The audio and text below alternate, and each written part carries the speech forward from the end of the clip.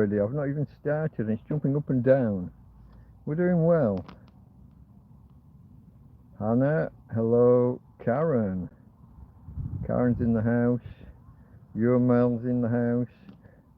DM hates crowns. He does indeed. Brings out childishness. 30 minutes is a lot of time. What? You're saying I'm 30 minutes late? I set the start time for 6:30.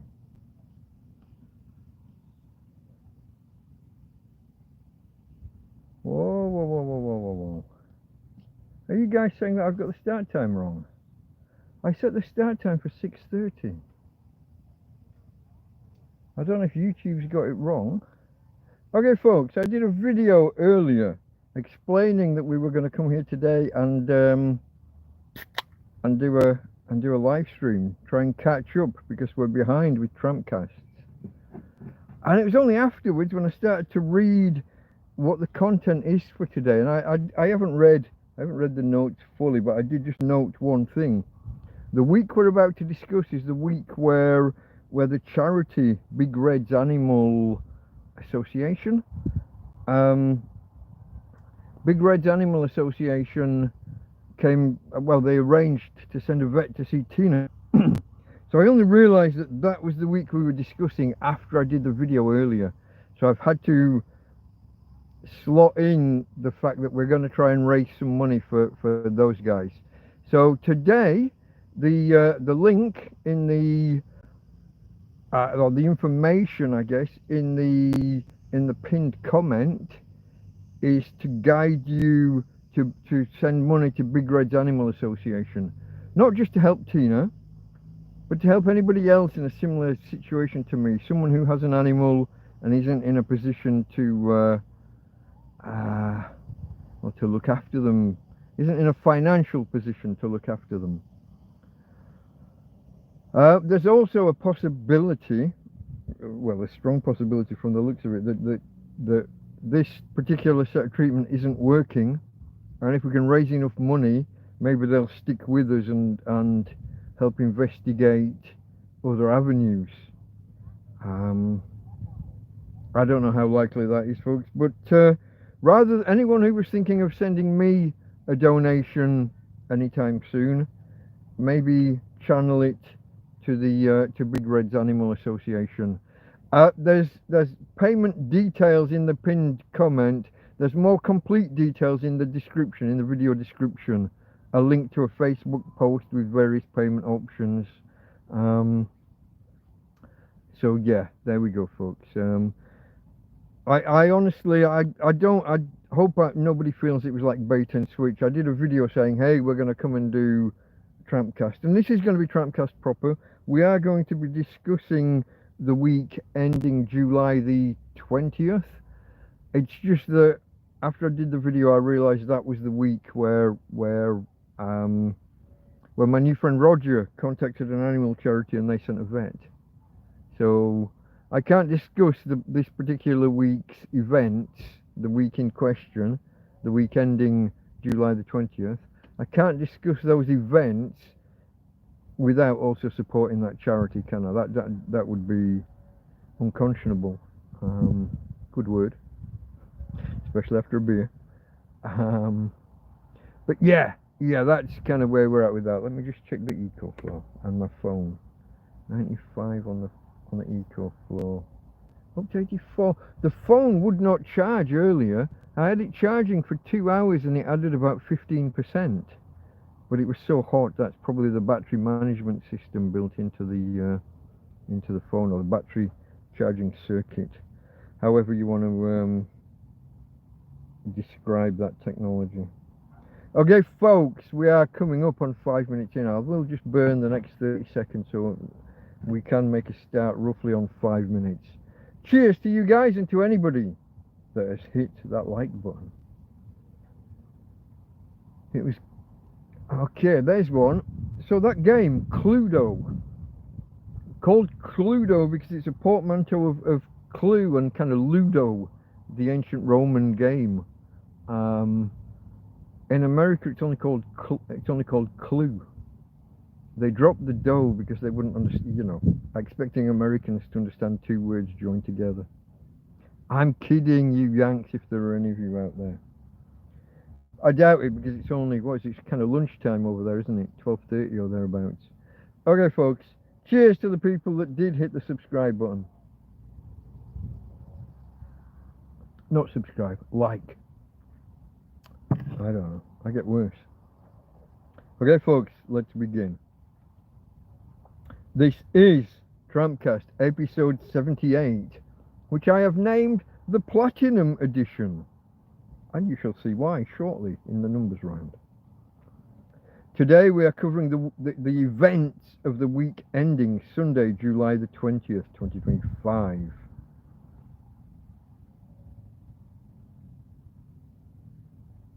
Is this right? I haven't done 78 already, have I? No, I haven't. I've copied and pasted something and left something in. I've confused myself there. Broadcast today, Sunday, August the 6th, 2025. I've got a block of text, a bit of boilerplate that I've copied across and not updated. Sorry about that, I baffled myself there. Okay, this is TrampCast, where we discuss the successes, the failures, and the other happenings in a week in my life as an Englishman trapped by circumstances abroad in Spain. The channel is Delta Mike, down and out in Torrevieja. Delta Mike, that's me. Some say it's a character I play on the internet. That's a little bit, it's not obviously no one's called Delta. Or very few people. There's probably some American somewhere that is, but those are my real world initials, DM, hence Delta Mike, from the NATO phonetic alphabet, for those of you that want to know. So Delta Mike, down and out, homeless, a tramp, a hobo, a vagrant, an indigent person, a person of no fixed abode. Some might say a bum. Not me. Someone who lives rough or lives on the streets, or in my case, as you see from the wonderful background, in a field. Okay, folks, the format of, no, before we get to the format, a few reminders. Thumbs ups are always welcome. 7, 8 of you here, I'm only seeing 3 thumbs up. Subscribe. I'm not going to tell you to subscribe. I try not to make that like an instruction like a lot of sites do. Watch 2 or 3 of my videos, or maybe 3 or 4 of my videos. Make an assessment. Is this someone that you want to see more of? If I'm not, no harm done. But don't subscribe and then never watch. You know, hit the subscribe button if you choose to. And if you do, hit the bell for notifications. That would help you and me. It sends a signal to Google and also helps you not to miss a video.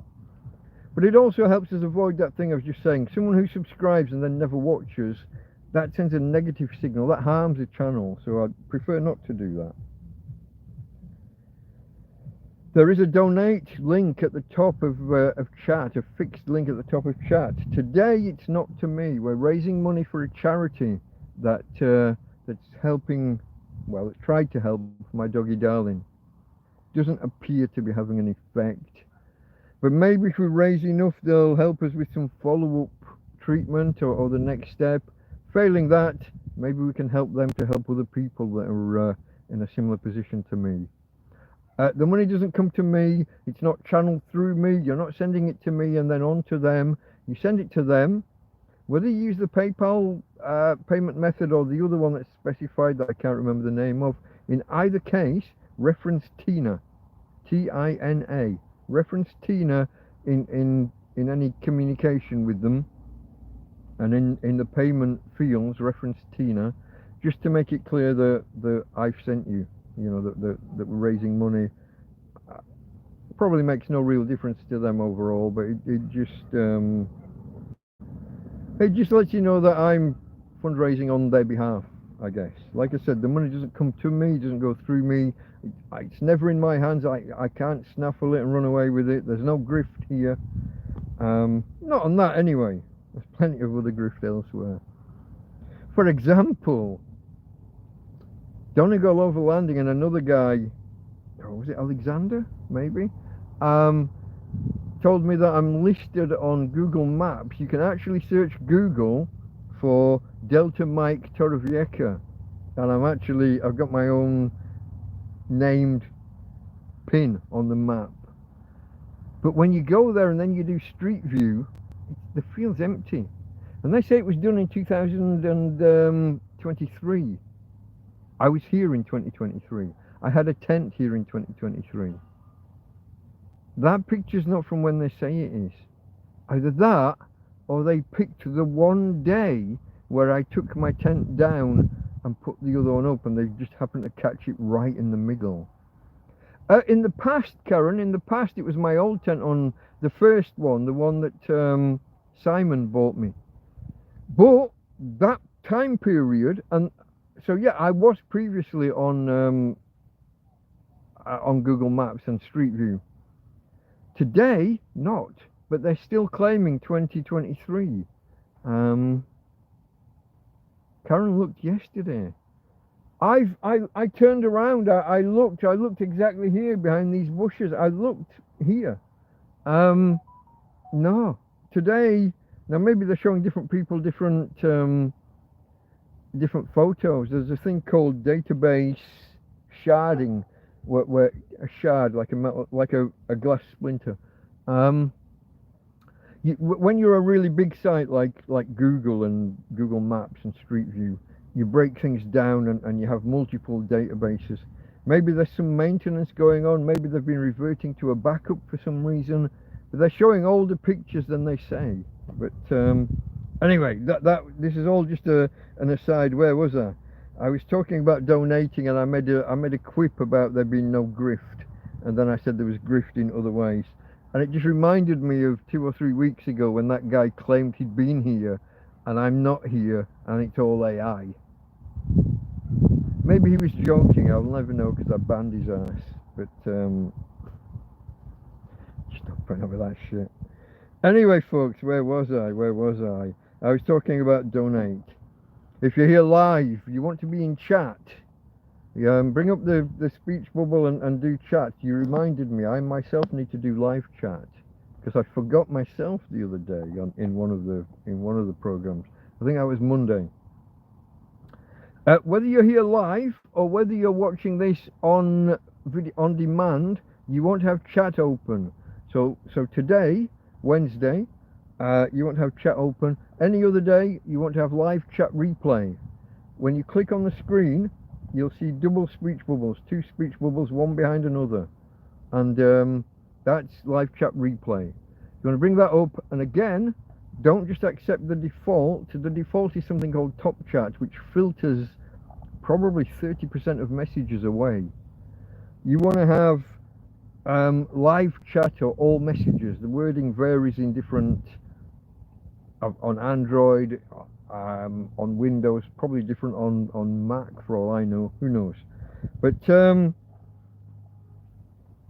iPhones, whatever, the wording probably varies. But you want live chat, all messages, however they word it. That's what you're looking for. Okay, folks, we're about to begin. I'm gonna get another swig of beer in a minute, but here's the running order. Here's how the show works for anyone who's new here.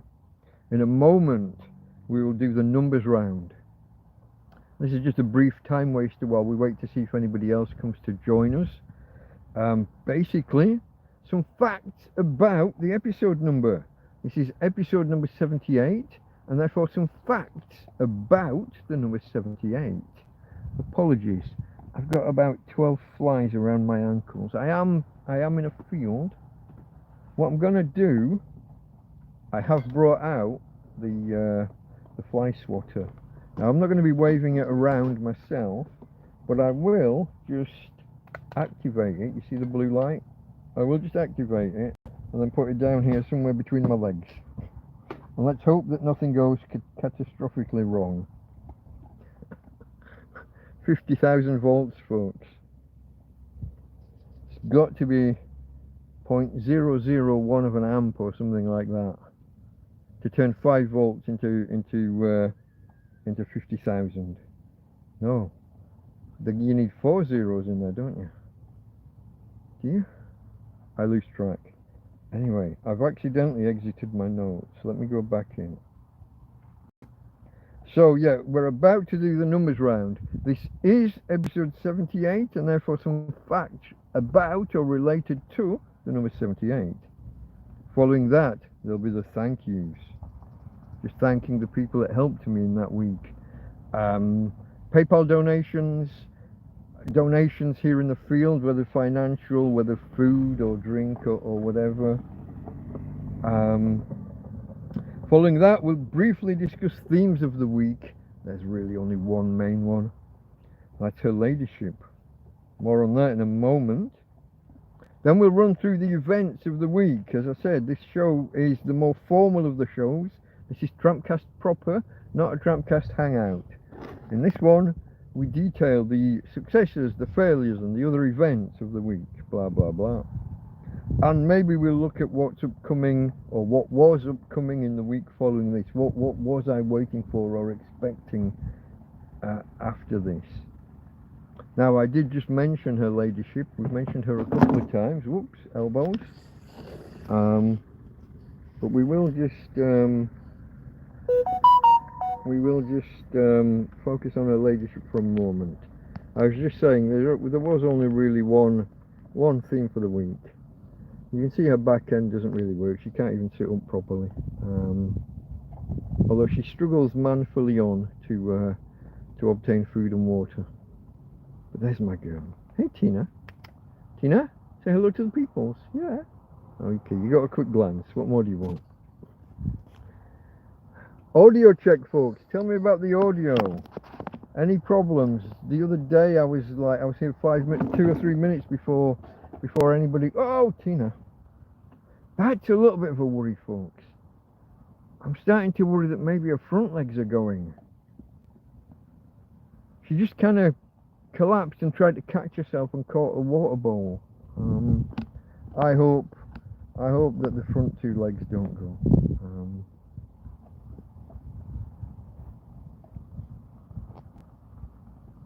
Hello, Rob. I don't think I saw you arrive. Buenas tardes, amigo. France and Spain are on fire.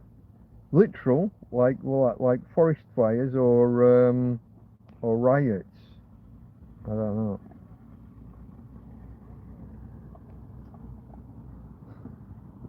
See, nice people waving. They were looking for a wave. I gave them a wave. They returned a wave, and everyone feels nice about it afterwards. The other ignorant ones I don't understand. Okay, I saw Hannah earlier when I first came in. Okay, it's the current that kills. It is. And I think DC can be worse than AC, can't it? I think. When it comes to high current. I'm not 100% sure. It's not my field. I'm not as technical as some of the other people on Big Clive and Spiff Dog. But anyway, cheers, folks.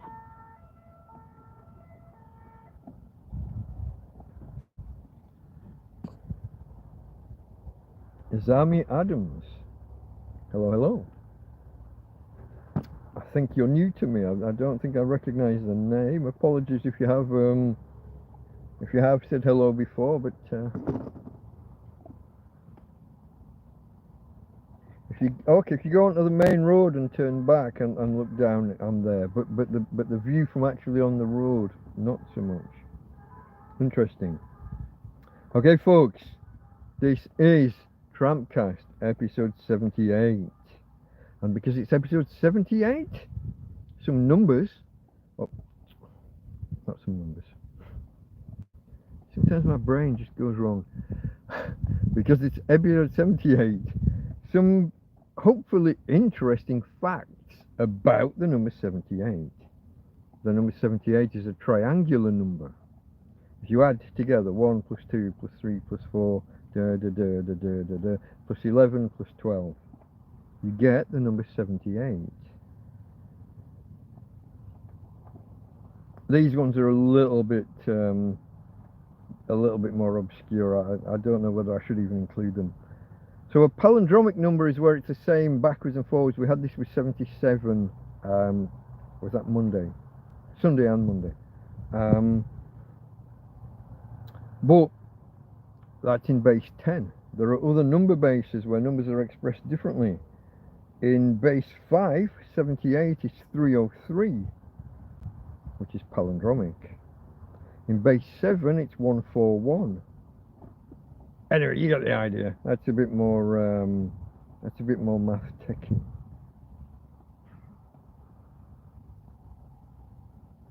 Yeah, I'll skip some of these.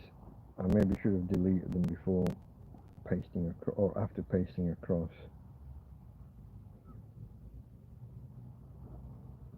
Okay, here's one. This one's a little bit techy.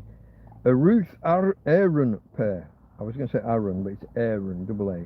A Ruth-Aaron pair, where two consecutive numbers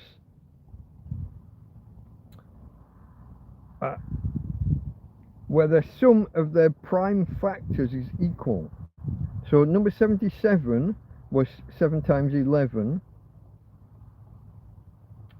and 78 is 2 times 3 times 13, and 7 plus 11 is 18, 2 plus 3 plus 13 is 18. So if you take those prime factors and add them together, you get the same number from a consecutive pair. It's a little bit obscure, a little bit techy. We'll come to this one in a moment. The atomic number 78 is platinum. Hence, the name of this particular episode. I'd kind of named it before I found out about the Tina animal charity thing. But there we go. 78, for us old folks, I'm not actually that old, but you will maybe, when you were a kid, if you were my age, you might have seen a record player had 78 as one of the speeds on it. You would have 78, 45 and 33, if I remember right. 78s, I never saw one. I don't think I ever saw one. But LPs and LPs were well, LPs 33 and the singles were 45. I think that's the right way round. Singles were small, so I had to spin faster to get the same kind of angular distance. So yeah, 78s were old records. They were the old-fashioned records even when I was a kid. I don't think I ever saw one.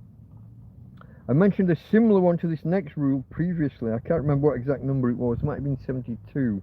But the rule of 78 is a method of approximating interest calculations, whether for charging interest and working out how long before like something doubles or whatever, or for going the other way for discounted cash flow kind of purposes.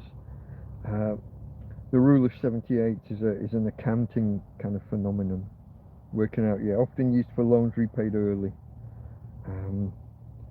Okay, onto the main event within the numbers round. I mentioned it a few moments ago. Atomic number 78 is platinum with the symbol PT. Atomic number 78. A dense, malleable, ductile, highly unreactive, precious transition metal. So let me see if I can remember these right way. Malleable means that you can hit it with a hammer. It will flatten out into a sheet. Ductile means it can be drawn out into a wire, basically. Tina, quiet. Tina, quiet. He looked right at me and then looked away when I waved. People. Dense mal, yeah. The name originates, so platinum, the name originates from the Spanish platina, which is like small silver, more or less. It's a diminutive, it's a short version of plata. Well, it's a longer word, but it basically means silver-ish, because of their similar appearance. First discovered in 1735, but kind of not recognized in some ways. Occurs in some nickel and copper ores, along with mainly native deposits. 90% of current production of platinum comes from deposits across the Russian Ural Mountains, Colombia, Canada, and I think a fairly recent large reserve in South Africa. That's a deposit they found but not dug into in any noticeable manner. Because of its scarcity in the Earth's crust, only a few hundred tons per annum, only a couple of hundred tons per year are produced. And given its important uses, hold on, I've lost my position. My thumb caught the tablet.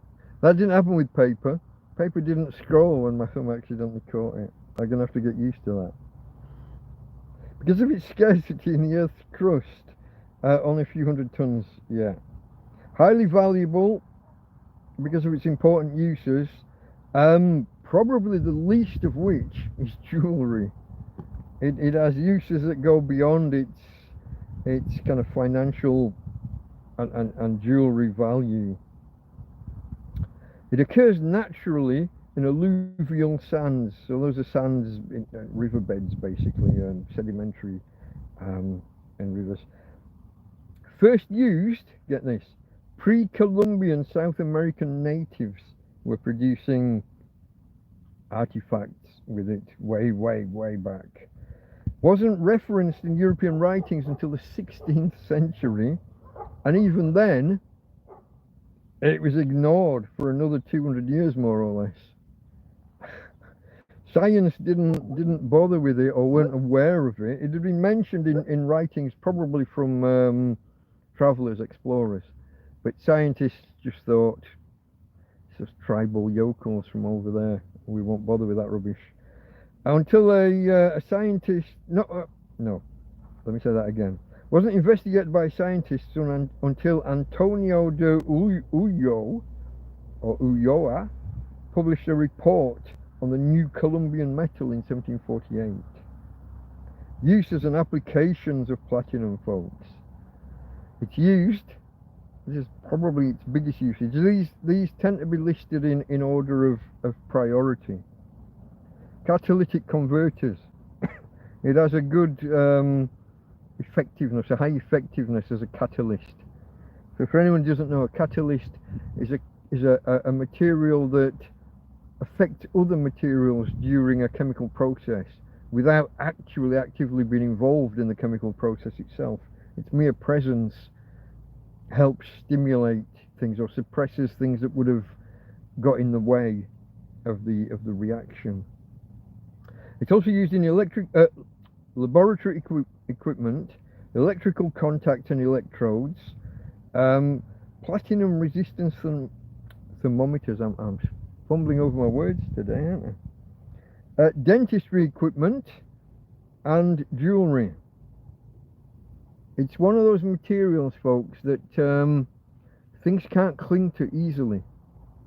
So another use, I think it gets mentioned later here, it's used in glass blowing, and in glass production, because molten glass, the process is called wetting, where a liquid touches a solid and either adheres to it, sticks to it, or doesn't. It's called wetting. And molten glass doesn't adhere, doesn't stick to platinum. It just kind of rolls off. Hold on, folks. I need to see if I can enable. I forgot to turn on, what's it called? Do not disturb on two devices. Bear with me. Bear with me. Hopefully it's a teddy bear and not a grizzly bear. I've got to do it on both devices at once. I don't know where it is on this one, or if it even exists on this one. Here we go. A friend just decided to start instant messaging me. Sorry, Ismo. So yeah, platinum's used in the glass industry to manipulate molten glass. It doesn't, molten glass doesn't wet platinum. In terms of health conditions, whether it affects the body or not, platinum has not been linked to any adverse health effects, and has actually been used in chemotherapy, not on its own.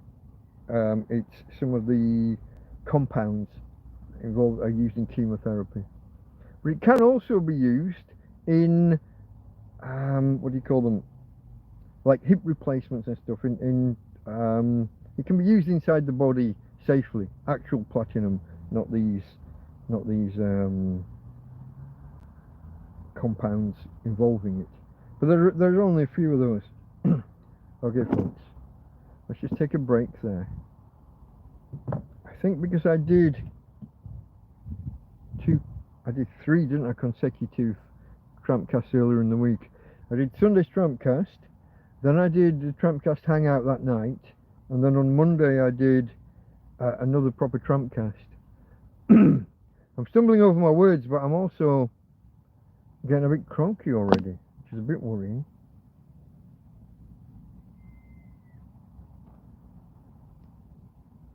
Rob concurs that DC was the worst. He was a telephone engineer back. Yeah, okay, ringing current hurt. It's DJ Son, that's Roger. Roger's in the house. There he is. Hello, hello. Didn't see you arrive, my friend. I was busy nattering. Have you read any Thomas Pynchon? Not aware of the name, to be honest. Big forest fire, says Rob. I'm working backwards, folks. I'm working backwards. I think I'm back to where I was. I think I just saw Karen saying about the backing out onto the main road at the top and then the tents visible on Street View. Whereas if you come down this road, it's not.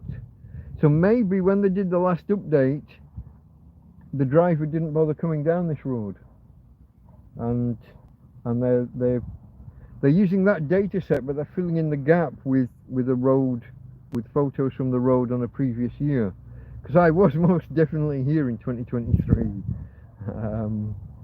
That's just crazy that they've got photos and dates on them that say I wasn't here.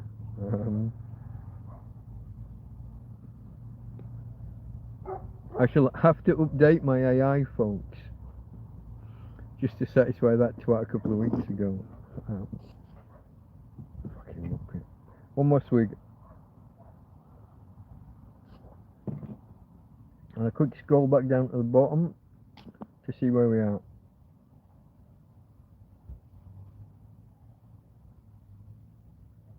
Okay, I think I'm, as long as I'm on, well, I am on live chat, not top chat, and as long as it hasn't frozen, I'm up to date, folks. I'm up to date. So let's push on. Where are we? 33 minutes in, and we've only done the numbers. The thank you round. This is going to be quite quick. So, folks, TrampCast episode 78. We are detailing the events of the week ending the 20th of July, which is just over 2 weeks ago. Well, so beginning 3 weeks ago and ending 2 weeks ago. I got a guy at the top of the road staring right at me up at the bus stop.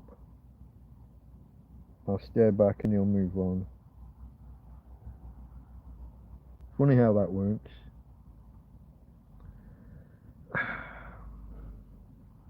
So here we go, folks. We'll detail the thank yous for the week in question. Apologies if I've missed anybody. I went through a bit of a slump at this point. The reason that I'm behind by as many weeks as I am, I'm not going to call it a depression, but it was certainly a slump. There were things affecting things. I'm not going to go into details. Some of it was weather. I missed some of the TrampCasts because of weather and then felt bad about missing them. Some of it was because it was too hot. Back then, I was having to write out my notes on a Sunday morning, and if my arm is wet through with sweat, well, if my whole body is wet through with sweat, put my arm down on a big A4 writing pad and smearing everything everywhere just wasn't ideal. No, deliberately looked away. Anyway. So yeah, I went through a slump and we're behind. Tina, leave them alone. Yes, they're ignorant cunts, but they don't need you to bark at them.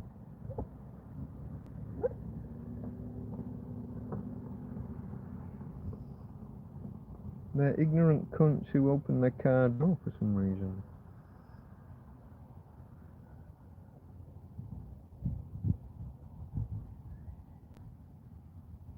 Just checking that nobody got out my the door on the far side of the tent. I can't see it from here. I can't see that area from here because the parasol's in the way, and it's 3/4 closed, but it's not close to closed, and it is only a zip. Someone could get out of a car there and come in my tent if they wanted, or set fire to it, or cut it, or do whatever. Anyway, let's not assume the worst of humanity, eh? Let's assume the best. So here are the thank yous from the week in question, the week ending July the 20th, 2025. My friend Frank sent me a little donation. So if you remember, as we closed off the week prior to this, the week that we detailed on Sunday and Monday, I got caught up in the fabric of the doors of my tent, fallen flat on my face, and face planted on the bed and broken my glasses. My friend Frank sent me a small contribution towards replacements. Suzanne L, I won't give full name, Suzanne L sent a hell of a donation. We have a saying around these parts, that ain't cheap. Well, she went way, way beyond that. We say that for 20 euros and above, and she was way above that. David P sent a donation, so thank you, David P. Thank you, everyone so far. Now, folks, if you remember, the cable on my EcoFlow had one of the wires had come disconnected, and it was a cheapo cable from the looks of things. It doesn't look like it would be easy to repair. I haven't got the tools, I haven't got the technology, haven't got the knowledge. And my friend Karen came out around this time. Came out to Spain just on a quickie break, a 3 or 4 day break, and stopped by and brought me a nice new cable. I've still got to pay you back, Karen. I've still got to pay you back for that, and other stuff. We will square up shortly, because my phone bill is due this weekend, and I don't think I've got enough on the card. So it's time to put some money on the card in there. So I need to send you some money for that anyway. But we'll square up for these other bits and pieces that you've been doing for me in the background. But thank you to Karen and family for obtaining that cable and coming out and dropping it off. I mean, that's fantastic. And everything else you did while you were here. Well, if I say the drink supplies, I'll start with water. But the wine and the cola and the beer and the vodka. Oh, and the brandy, the bottle of brandy that your fella got.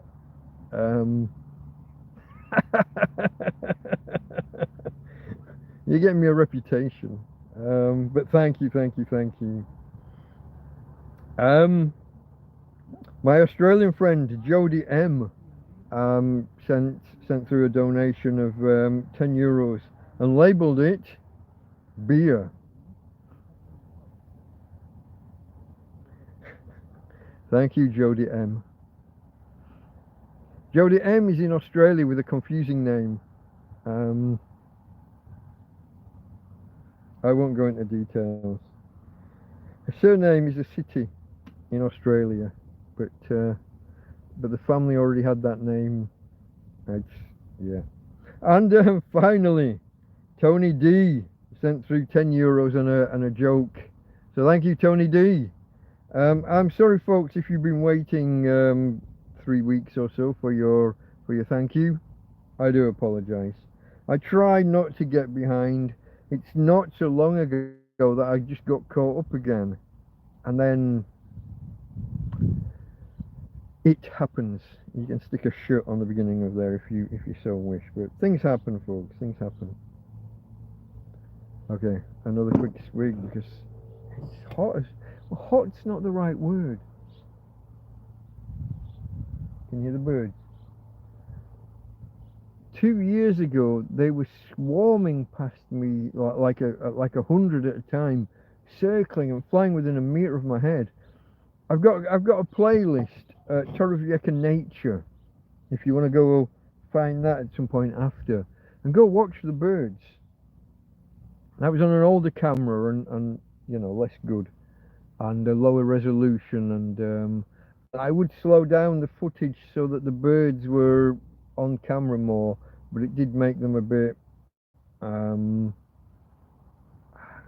what's the word? It was more like an animation, like a stop. What's that called? Stop, not stop flow. What off flies?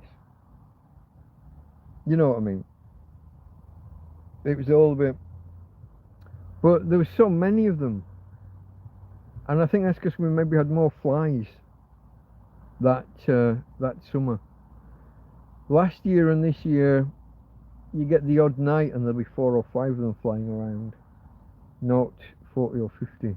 When we could go at the park, there was 2 or 3 of these separate swarms. Isn't the right word? Flock, maybe. Flock of birds and of sheep. Do sheep fly? I don't know. Murmuration when it's starlings, isn't it? When you get millions of them in one place. Not sure, folks. Not sure. Not sure what the right group noun or collective noun is, but we used to see loads of them, but we don't get to go at the park. And the ones at the park are probably the same ones that come down here. We're only a few hundred meters away, which for birds is nothing. So yeah. Okay, let's move on. I'm gibbering and jabbering. I was about to get a drink.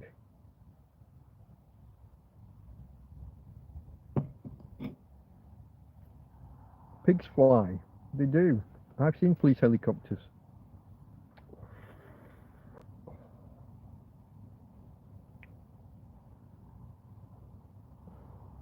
Didn't used to be anti-police. I still don't think I am. Not outright, anyway. I judge each one on their individual behaviour, but as a group, not a fan. Anyway, folks, TrampCast 78, detailing the events of the week ending July the 20th this year, 2025.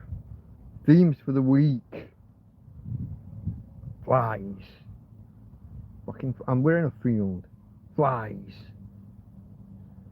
And anytime you get one of those, either rain or one of those nights where, so through the day, the warm air absorbs a lot of moisture.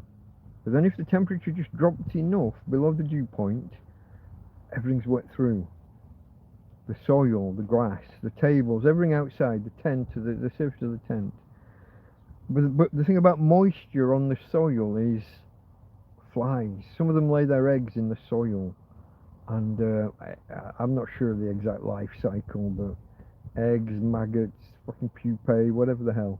But a couple of days after rain or after a really wet night, flies, fucking 5-fold increase. They're bad enough on a normal day, but a sudden 5-fold increase is just flies. And at this particular point, I'd run out of fly spray. I think I'd had the same bottle's not the right word, what's the word? Canister. A good couple of months, and a couple of months in summer doesn't go far. Only one of my doors has a fly screen, a fly mesh, the other door doesn't. And even then, the mosquito net is so fine, it cuts out about 2/3 of any draft. So there's a tendency, as soon as it gets warm, to just open it up fully and just lift the mesh out the bloody way and have a proper through draft. But at certain times of day, that just invites the little buggers in. Here we go. We're doing group nouns or collective nouns. A group of, I think is that meant to be swallows, can be called a flight, a gulp, or a swoop. I'd have gone for flock. Yeah, they're not woolly enough to be a flock. I don't know. Okay, we're back to Pixel. We haven't had that many comments. Karen was telling me to go and have a look at my tent and the door after that car stopped and the door went. They were probably like emptying their ashtray or something. There's a tendency of people who don't want me to be here try and make this hedge look bad so that it looks like it's me. There was one time I went to the park and came back and there were 2 mattresses thrown in the hedge. You know? You can imagine they do that and then ring the police and say, hey, at the top of our road there's a tramp and he's thrown crap in the hedge. Fortunately, Joby was here at the time. We carried them up to the bin right there and right then. Even that could have got us in trouble. There was a big van which looked suspicious. There was a big van parked at the top of the road which could have easily been like a surveillance van, and there we would have been carrying mattresses to the bins.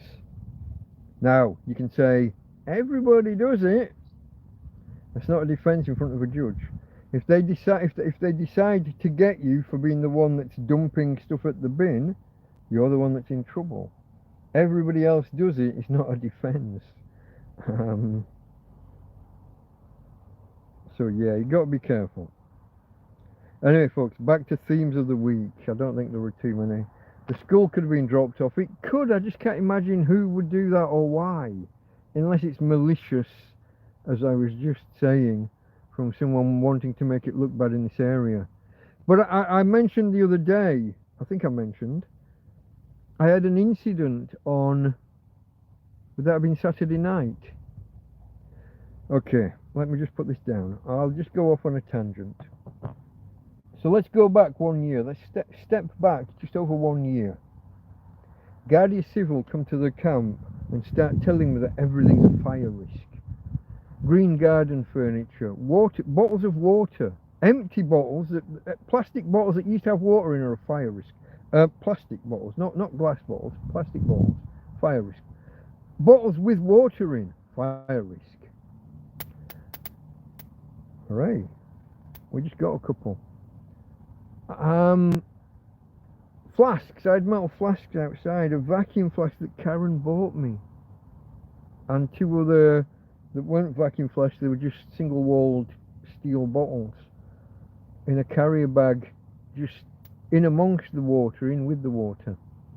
All of my pots, pans, plates, dishes, knives, forks, all my cutlery, all of the cooking utensils, spatulas, ladles, everything was outside because I cooked outside because I had a gas barbecue. Safe as houses. You're cooking a metre and a half off the ground. With gas, yeah, but a gas bottle, they said fire risk. And I'm like, it needs to be 450 degrees. You can go online and check this. A full gas bottle that's up to pressure, or 80-90% up to pressure, whatever rate they fill them, has to reach 450 degrees C before it's a fire risk. If being in the sunshine, which it only was for part of the day, but if being in the sunlight was a risk, then you've got bigger worries than the gas bottle. If the air temperature is 450 degrees C, you've got more of a problem than that fucking gas barbecue. But my green garden furniture and white chairs, just everything, folks.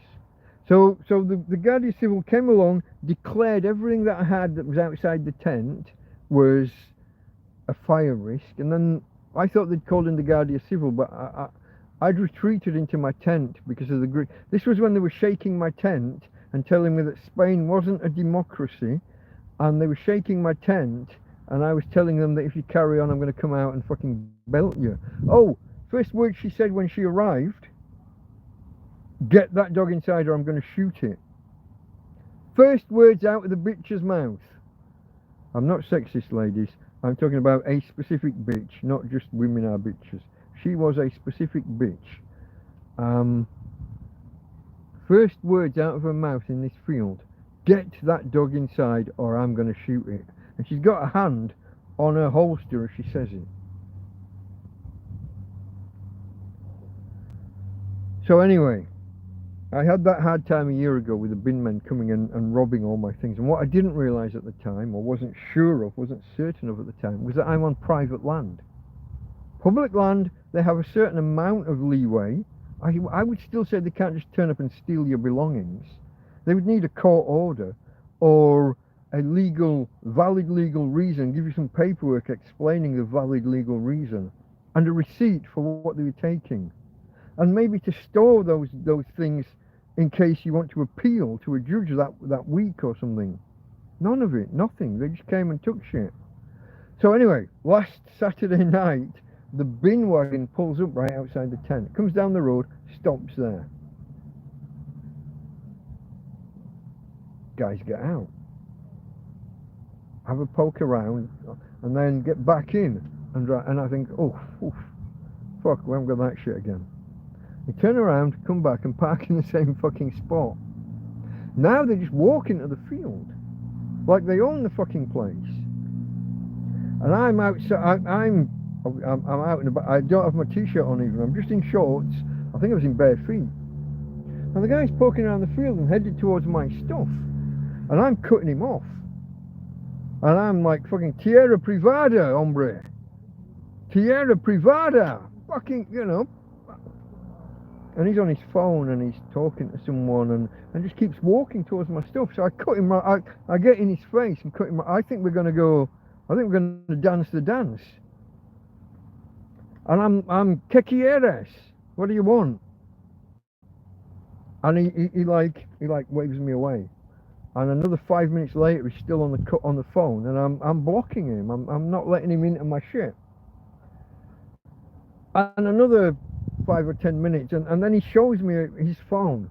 Do you remember months ago I got all these planks of wood from when a guy was ditching a bed under the trees, under the hoardings, the signage at the top of the street? He was looking for the bedhead. Someone sent them a picture complaining about the bedhead that was dumped up the road. But he's here, like the wrong side of the road and 200 meters further along. So I tell him up there under the fucking, you know, abaja or abajo, whatever the fucking word is. There's two words. One means behind and one means under, or down. And I can never pick the right one.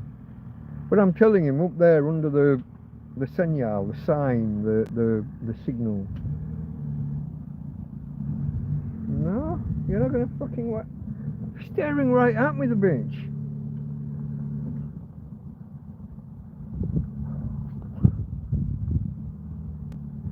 I could get angry some days, folks. I never have, I don't think. I laugh it off, kind of. There's just nothing more ignorant. Looking right at me. I look at them, I give them a quick wave. Hail fellow, well met. Empty hand, no weapon, no harm. I mean, you know, and they just look away or just carry on staring and drive on by. I don't understand them. It's not natural, it's not normal. Anyway, where was I? Anyway, yeah, they go off and they get the remnants of the bed and put it in the back of their wagon, and I think that's it. He waves, I wave at him, he waves at me. We're all good. I still think he's made a mental note of my stuff that's stored in the field. I still think they'll be back for it. But that wasn't the end of it. They kept their wagon parked at the top there, and they walked back down and around, and it just spooked me. What's the connection with the skull? That the bin men could find that unsavoury or wrong and think that it's me somehow. I don't know. I'm tramping a field and there's the remnants of a dead animal. Have I been doing the, what was it, Trump? Who was Trump accusing of eating the cats and dogs? That's your connection. That I'm a guy in a field with no resources or very few resources, and that rubbish is appearing in the hedge, and that the bin men come and the police it could all just look really bad for me, don't you think?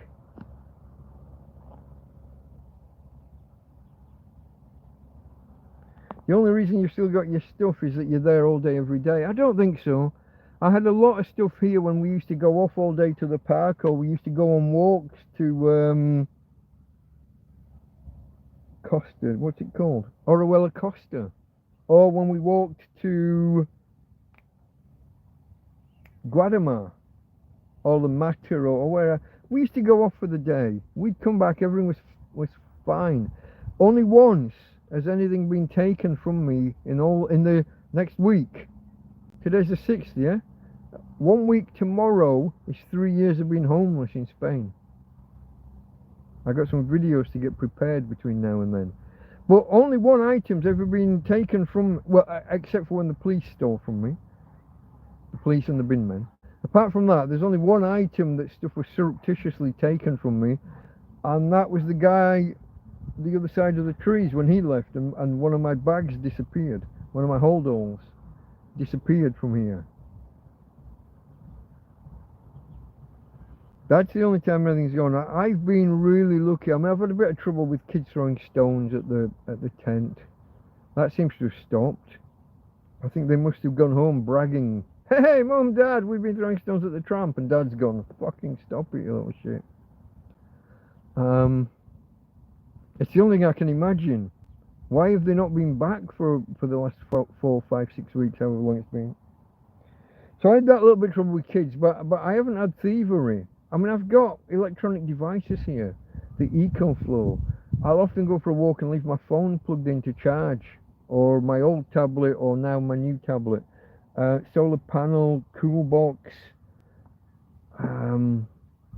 all sorts of. Most of it's not valuables. I think I've just listed all the valuables, but yeah, no, there are things here that could be taken and never have been.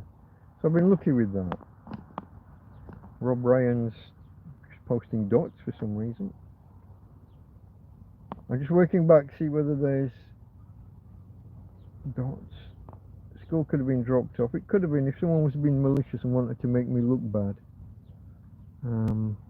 But like the mattresses was almost certain that, I mean, that could have just been someone fly tipping, but why fly tip right outside my door? And there's been other silly little incidents like that. I have to be careful to clear that area up if anybody does drop stuff off. Even to the point, folks, some dog owners will let their dog poo in one area and not pick it up, and over the course of a week it'll gather. And to anyone who's just oh, there's a tramp here, and oh, there's a tramp and his dog, and here's a pile of dog shit. So I'll have to pick other people's up just to keep it. It does, Rob. I mean, rubbish appears everywhere, but people will draw conclusions and associations, as I was just saying. So I have to be a little bit aware of it and a little bit careful of it, and keep an eye on things so that things don't get out of hand, because it would be so easy for them to draw the wrong conclusion and blame me. In future, like I just did this time with the bin men, I will body check them, I will get in their way, I'll challenge them.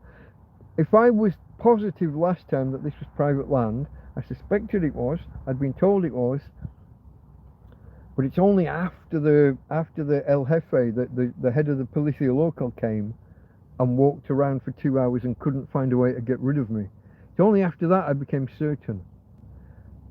If I'd have been that certain at that point, I would have fought the binmen. I would have literally gone hands on.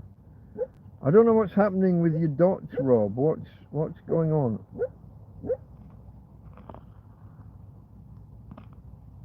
Because you're static, you become a target for the council and police. They've only got to send 2 binmen and it's all gone in a flash.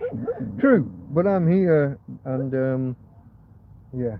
I do want, I mean, an ideal would be to get a couple of trail cams and just, or you know, some kind of Wi-Fi standalone cameras and just record the outside. One focused on the camp, one focused on the road, maybe one focused on the road up, one focused on the road down. 3 either 3 trail cams, 3 cams, or one that could cover this area and the road that way. Something like that could be arranged. I mean, there'd have to be wireless, there'd have to be Yeah, wireless. It'd have to be battery powered, USB powered probably, and rechargeable, obviously. And something like that would be like an ideal, but I'm tramping a field. Resources are limited. I got other things to take care of before we can start looking at fripperies like external cameras.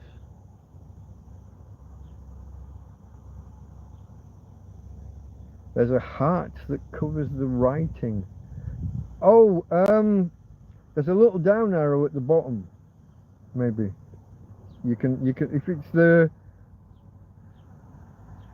a heart, a thumbs up, and but you can contract that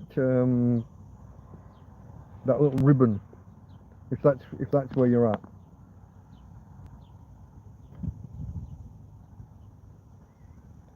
Okay, folks, let's crack on. Where were we? I went off on one. Were we talking about the themes? I was on flies and somehow I got off on the dog jaw, and then the people came past and it all just went off on one. Okay, flies. We talked about flies. That was the last thing. The temperature in the tent, obviously, folks. We're in. We're talking about late July, the weekend in the 20th of July. We're in midsummer, aren't we? We're in peak summer, end of July and into early August. Just again, another aside. I am starting to notice it getting a little bit cooler now at night. I almost had to put a cover over me yesterday. It would have only been like a sheet, but for the last 4 or 5 months, I have literally just been on top of the bed. So when it gets to 5 and 6 in the morning, and I'm thinking, ooh, do you know, I could just do with pulling a sheet over me. I haven't, but almost. But through the day, it's still crazy hot. I'm powering the fan all day, the cool box with any extra power I've got.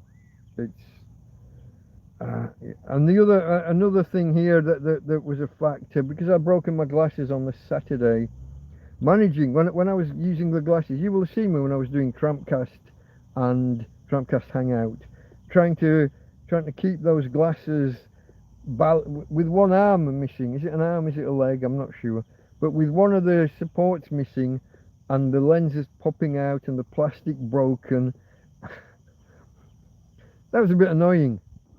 Which is why now I'm not, when there's something I can't quite read, I'm not holding the glasses up fully in front of me, just one of the lenses.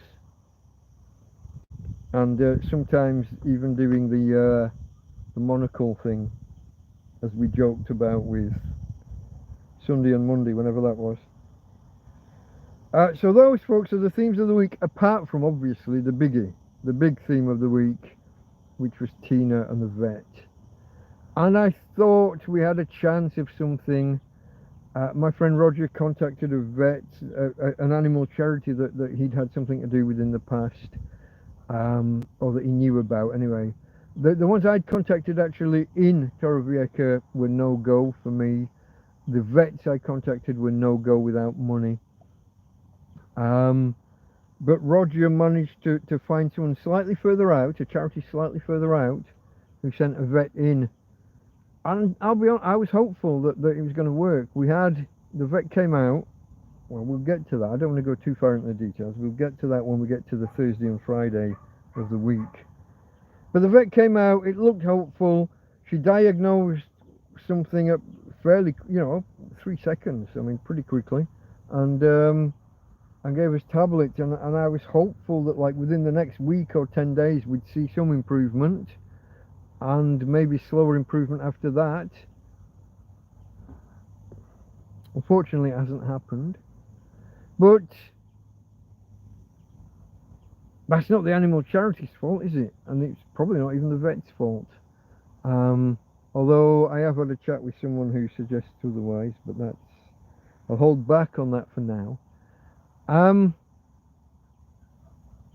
Bite my tongue on that. But folks, there is a pinned comment at the top of chat, a pinned chat at the top of chat.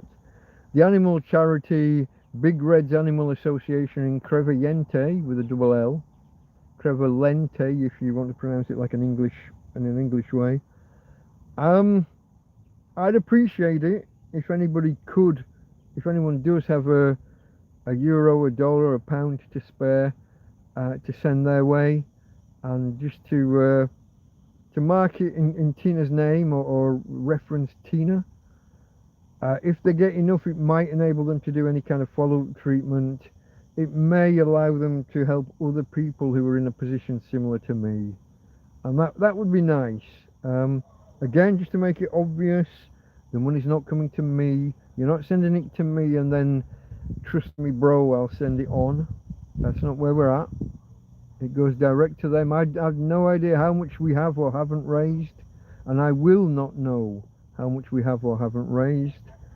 I just hope that we can contribute something, and it would be nice if we could pay them back plus, leave them in pocket on the deal, so that the next time someone says, hey, there's this homeless tramp, can you help? This homeless tramp and his dog, can you help? If they have a positive experience with me and with us, then maybe that will spur them to help somebody else down the line. Maybe. That'd be nice, wouldn't it? Regardless of what outcome we do or don't get here. The fact that there's an animal charity out there willing to pay the vet's bill and pay to try to take care of a situation. Well, we had the two that hit the fly swatter at the same time before, didn't we? But I'm looking down now and I've got two flies on my ankles. Anyway, so that was those folks, the flies in the field, the temperature in the tent, and just in Spain in general. Managing with broken glasses, and Tina and the vet. Big Red's Animal Association. Those were the themes of the week ending the 20th of July 2025 here in TrampCast 78. We're just over the hour mark, folks, and in a moment we will be beginning the events of the week. Cheers to you. I'm going to just pause for a second. If anybody hasn't hit the thumbs up yet and would like to do so, I'm about to wish cheers and good wishes to everybody who has hit the like button. So if anybody is wanting to be included in the cheers,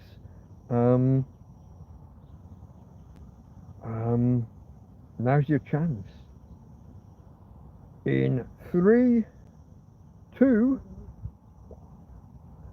Okay, folks. Cheers to those of you that did hit the like button. One just sneaked in at the last moment there. Thank you. Appreciated.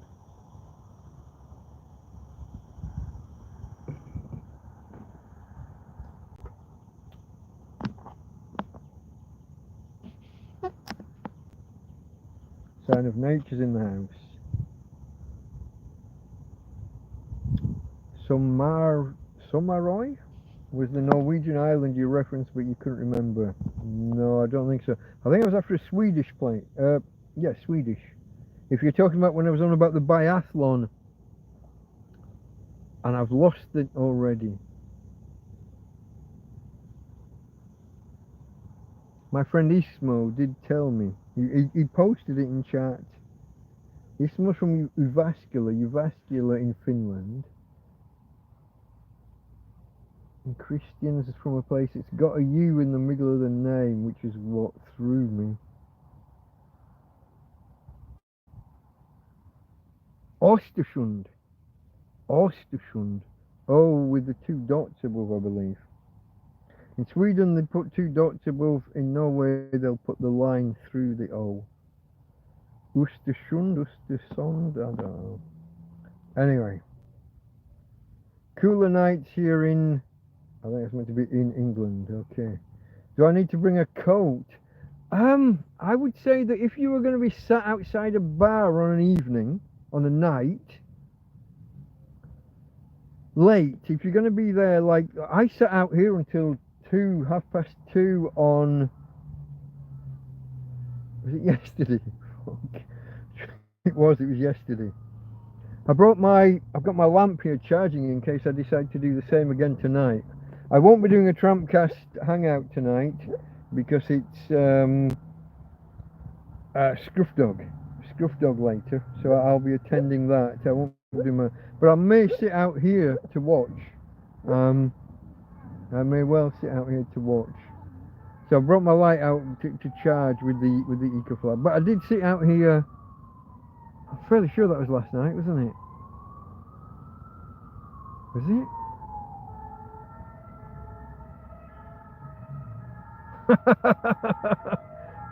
It must have been last night. It must have been. Wow, that's bad. It feels much longer ago. Longer ago? Is that a phrase? It feels like a longer time ago than that.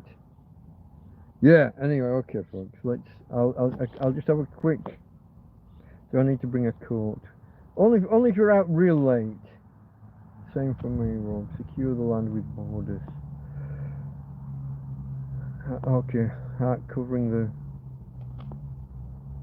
Whereabouts is this heart? Can you describe it for me? Is it the bottom right hand side somewhere? I think it's part of that ribbon with. There'll be a thumbs up, a heart, probably a smiley, and I can't remember the other symbol. I don't use it much. Okay, I think I'm up to date with chat. Whoa. Samsung keyboard to use your audio. No, why would I need that? Go away. I don't operate keyboards with my voice. What are you doing? Oh. Oh, excuse me, folks. I'm choking on my own spittle. Okay. Apparently, at the beginning of the week in question, which would be the Sunday evening, the evening of Sunday, 13th of July, after TrampCast 75, I continued to sit here at the table for a bit. But the flies, as right now, I've got these shits hovering all over me. Look at that. There's about 5. I got like a cut on my ankle, and I looked down and there's like a cluster of 5 flies just sat right on the cut. Scab rather than cut. And they're not flying into the gizmotron. They're not frying themselves. But yeah, we had a night like that. There's certain times a day, and this would be it, wouldn't it? Where are we for time? 8, quarter to 8. Quarter to 8. If I start the TrampCast at, when do I start it? Do I start at 5? I do on a Sunday. So by 8 or thereabouts, I would be finishing. Yeah, we're at that time where the flies are at their worst. I can hear Tina snapping at them now.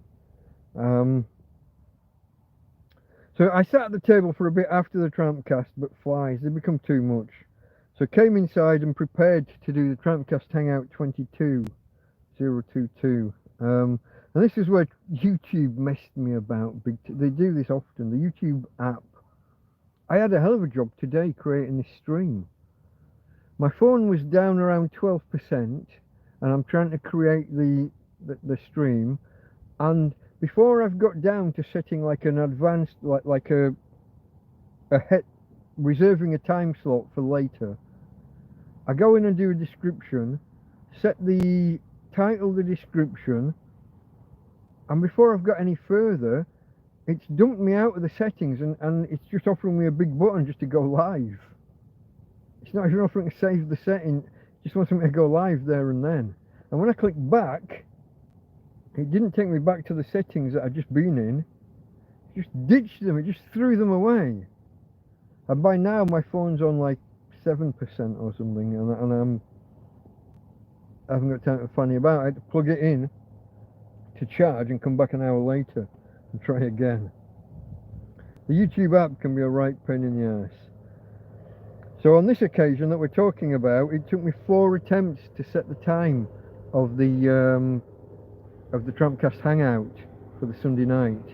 I wanted to set it for 10 o'clock, and it kept either not setting it or throwing it away. Pain in the ass. Just before we go live for the TrampCast hangout, not TrampCast proper. So just a quick explanation for anyone who doesn't know. TrampCast hangout is more freeform. Here I've got certain sections, I've got certain things I'm going to go through. There's the introductory stuff, there's the numbers round, there's thank yous, themes of the week, and then the details of each day. TrampCast hangout, I come on and there's nothing. It's just me and you and whatever's in my head. If I've read a couple of science or tech stories, we'll maybe throw those in. We might touch on a bit of politics at some point, but we'll try not to go too deep because it can be quite divisive. But it's a lot more, it's just me and you guys in chat. That's where we go. The conversation goes where you or I take it. Tina go. Good girl. Nice and quiet. So yeah, I began yawning just before we went live with TrampCast Hangout. And I thought we'll only do an hour or so because I'm tired. Well, that didn't happen. So I'd been trying to set the start time for 10 o'clock. We started at 10:30. That happens with the Hangout, so they're a little bit. But I was really enjoying myself. Folks, I thought we were going to do an hour. We did 5.5 hours, starting at 10:30 on a Sunday night. Crazy. And you want to see the number of watch hours that these things clock up in my stats? Yeah, no. I'm on the verge. So when I first started doing YouTube, obviously, when I first started, I'd be lucky if my total watch time over a month was like 10 hours or something from short videos and only a few people watching them. I'm about, possibly, after today, when there's a rolling, the graphs show like a rolling 28 days. It's not a month, but it's a rolling 4 weeks, 28 days. I think we're about to tip the 1,000 hours viewer watch time for the first time. I'll let you know tomorrow. We'll maybe do a celebration stream. 1,000 hours of watch time in the 28 days. Most people who join us here, you'll see a lot of people coming in and they'll do 5, 10, 15 minutes just to find out what it's about.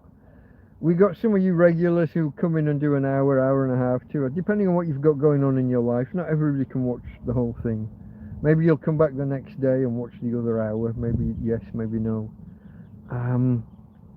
But to me, the idea that in a 4-week period, I'm clocking up 1,000 hours of viewer watch time as a tramp in a field is just ridiculous. So thank you to anybody who watches me, everyone here now, everyone who's watched me at all, and anyone who comes back to watch more. God love you. I don't understand you, but cheers, folks.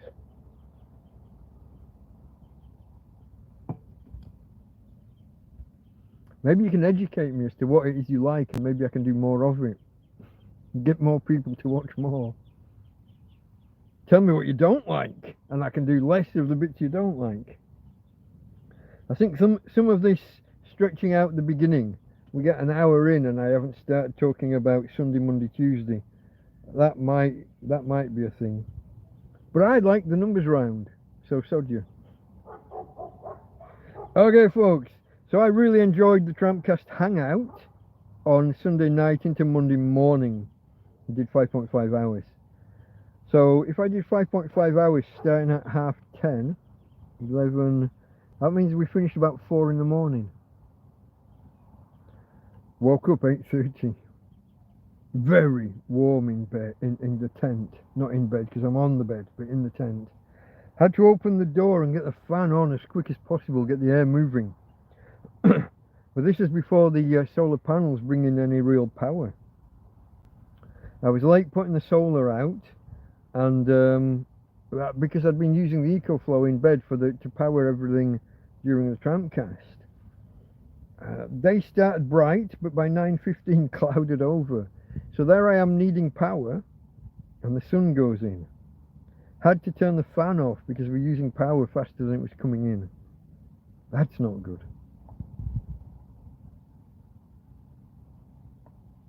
Okay, now I'm with you. Okay. Somebody left a comment on my channel.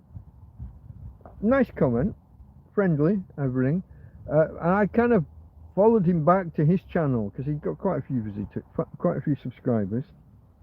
And when I went there, I got a shock, folks. This is one of the most shocking and disgusting things I've ever seen on, not him, not them, what happened to them. It's a few years ago now, but obviously it's had an impact on him, and it's very much still top of mind for him and his kind of clan, him and his group. I followed them back, and I think this is about 9 years ago, folks. His wife, riddled with cancer, in particular bone cancer, but probably others. These things tend to metastasize and spread. Bone cancer and osteoporosis. She contacts the doctors, the health center, doctor's office if you're American, to ask for permission for her husband to pick up her prescriptions and to go get the meds. And they say no. Reduced to tears, she's forced to get up off her deathbed, to go and pick up the prescription and then go into town and get the meds. While they're out, I can hardly say it. While they're out, her bones snap. There's no fucking words, people. It's one of the most disgusting things I've ever fucking heard. She had to get up out of her deathbed to go down the doctor's, pick up her meds, and then go into town to the fucking chemist, pharmacy, to go and get her meds. Her bones literally snap while she's out. She never got out of bed again. Died a month later.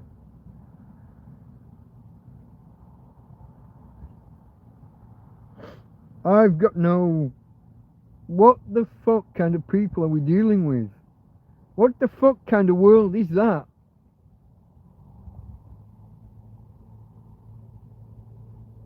I got no... Right, here we go, look. The meds were all morphine based. We're talking palliative care. There's nothing can be done. We're not treating anything. The meds are to reduce the pain at end of life. That's what palliative care is, for anyone who doesn't know. It's literally end of life care. The medicines aren't for treating whatever's wrong. They're just supposed to help see you out with dignity. Scotland, but Britain anyway, yeah. That's the NHS nowadays, folks. That's what it's become. Now, someone might say, oh, someone in the health centre made a mistake. Fuck that. It used to be that your doctors knew you. When I was a kid, the doctors knew their patients and their families. They would come and make house calls. There was no one on their books they didn't know. There was none of this, oh, someone made a mistake, they didn't realise how serious it was. All the meds were fucking morphine.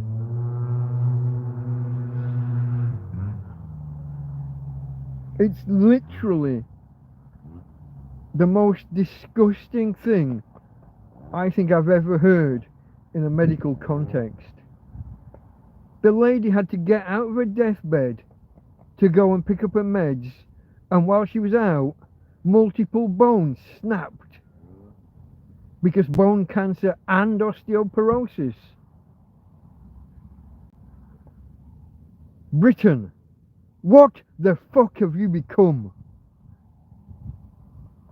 Shocking, disgusting. I'm ashamed to be British. I'm offended by that. I'm a fucking tramp in a field, and I'm looking down my nose at Britain, the British government, the British healthcare system. What the fuck have you become?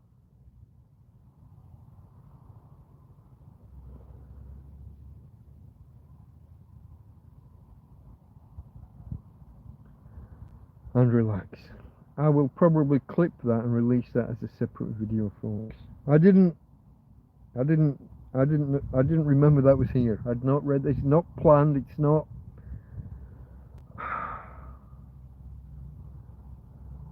I cried when I watched the bloke. Now the bloke, I'll maybe put a link somewhere, either in the description or in a comment after the event. I forgot this was here. I'll put a link to their channel. I'll warn you, he's very bitter. He's very, very sweary. And I totally understand why. And I am abso-fucking-lutely with him 100%. Like I said, it's about 9 years ago, and it's still very much top of mind for him. It's very much front and centre.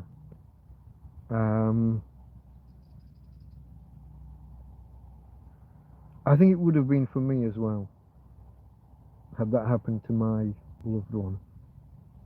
I don't think I could have let that go. In fact, I think it's been quite restrained, because if it'd been me, I'm going to say no more. If it would have been me, someone would have got hurt. Multiple people, everyone involved would have got fucking hurt.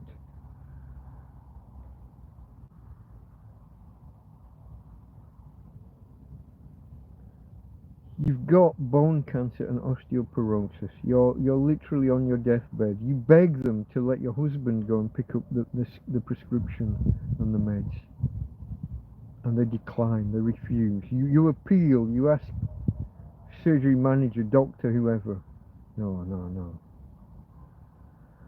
And on the way home, multiple bones snap.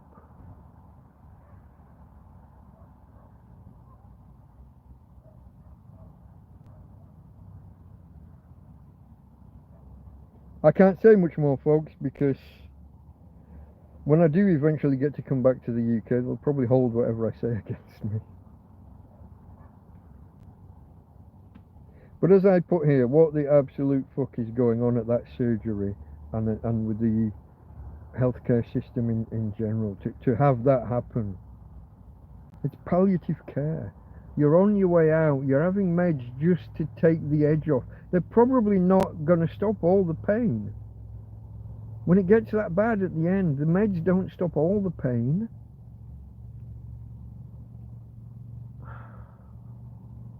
Until they mix the morphine with the other thing that accidentally suppresses breathing and you go out. Say no more. Anyway, folks, as you can see, that quite disturbed me, following that guy back to his channel and seeing that story. Rarely have I ever been so angry watching a video, it says here. In fact, I think that's an understatement. I don't think I've ever been so angry and so emotional. Now, I have cried on this channel before, just like I was on the verge of doing there, when I told the story of Jabo, Oh, the film where her Carve Her Name with Pride. One of the special operations executive, basically the undercover operatives from Britain in France during the war. I got emotional making that video, but it's not often I get emotional. It's not often I get emotional just watching one like that, or as angry as I just did just then. That's anyway. Onwards. This is all around lunchtime, I think. We're waiting for the sun. The clouds have, the clouds. It's been cloudy and whatever. 1 p.m. We lost the sun. We're down to 20 watts on the EcoFlow, and the wind's picking up. Took Tina for a walk because it's kind of that midday, but not too hot because we lost the sun. So I can carry her, and I'm not going to sweat too much. So took Tina for a walk. She wanted to go long. I guess she wanted to go a distance. For some reason, we got to the bottom of the road, she turned left, and despite my objections, she took me at the cliff tops. But I didn't have the phone with me this particular day, otherwise I would have done a video, and a few days later I did, but that's to come. Let's not get ahead of ourselves. But for some reason, I think I'd been eating well, and I suddenly felt strong. And so when I'm picking her up off the ground, and she's walking with the front end and not the back, and I'm carrying her. She wanted to go that way. I was able to carry her further. It wasn't too hot. It wasn't stupid hot. It's like the stars aligning. 2 or 3 factors align so that we can go to the cliff tops, go and get there. And it'd been months, I think, since we'd been there. If she'd let me know beforehand that we were going to go that long a walk, I could have brought the phone and done a video. I wrote in my notes here. But now I know that we can get that far. Maybe we'll do it again. In my notes, I wrote maybe we'll do a sunrise video one day soon. Still haven't, but maybe we will sometime soon.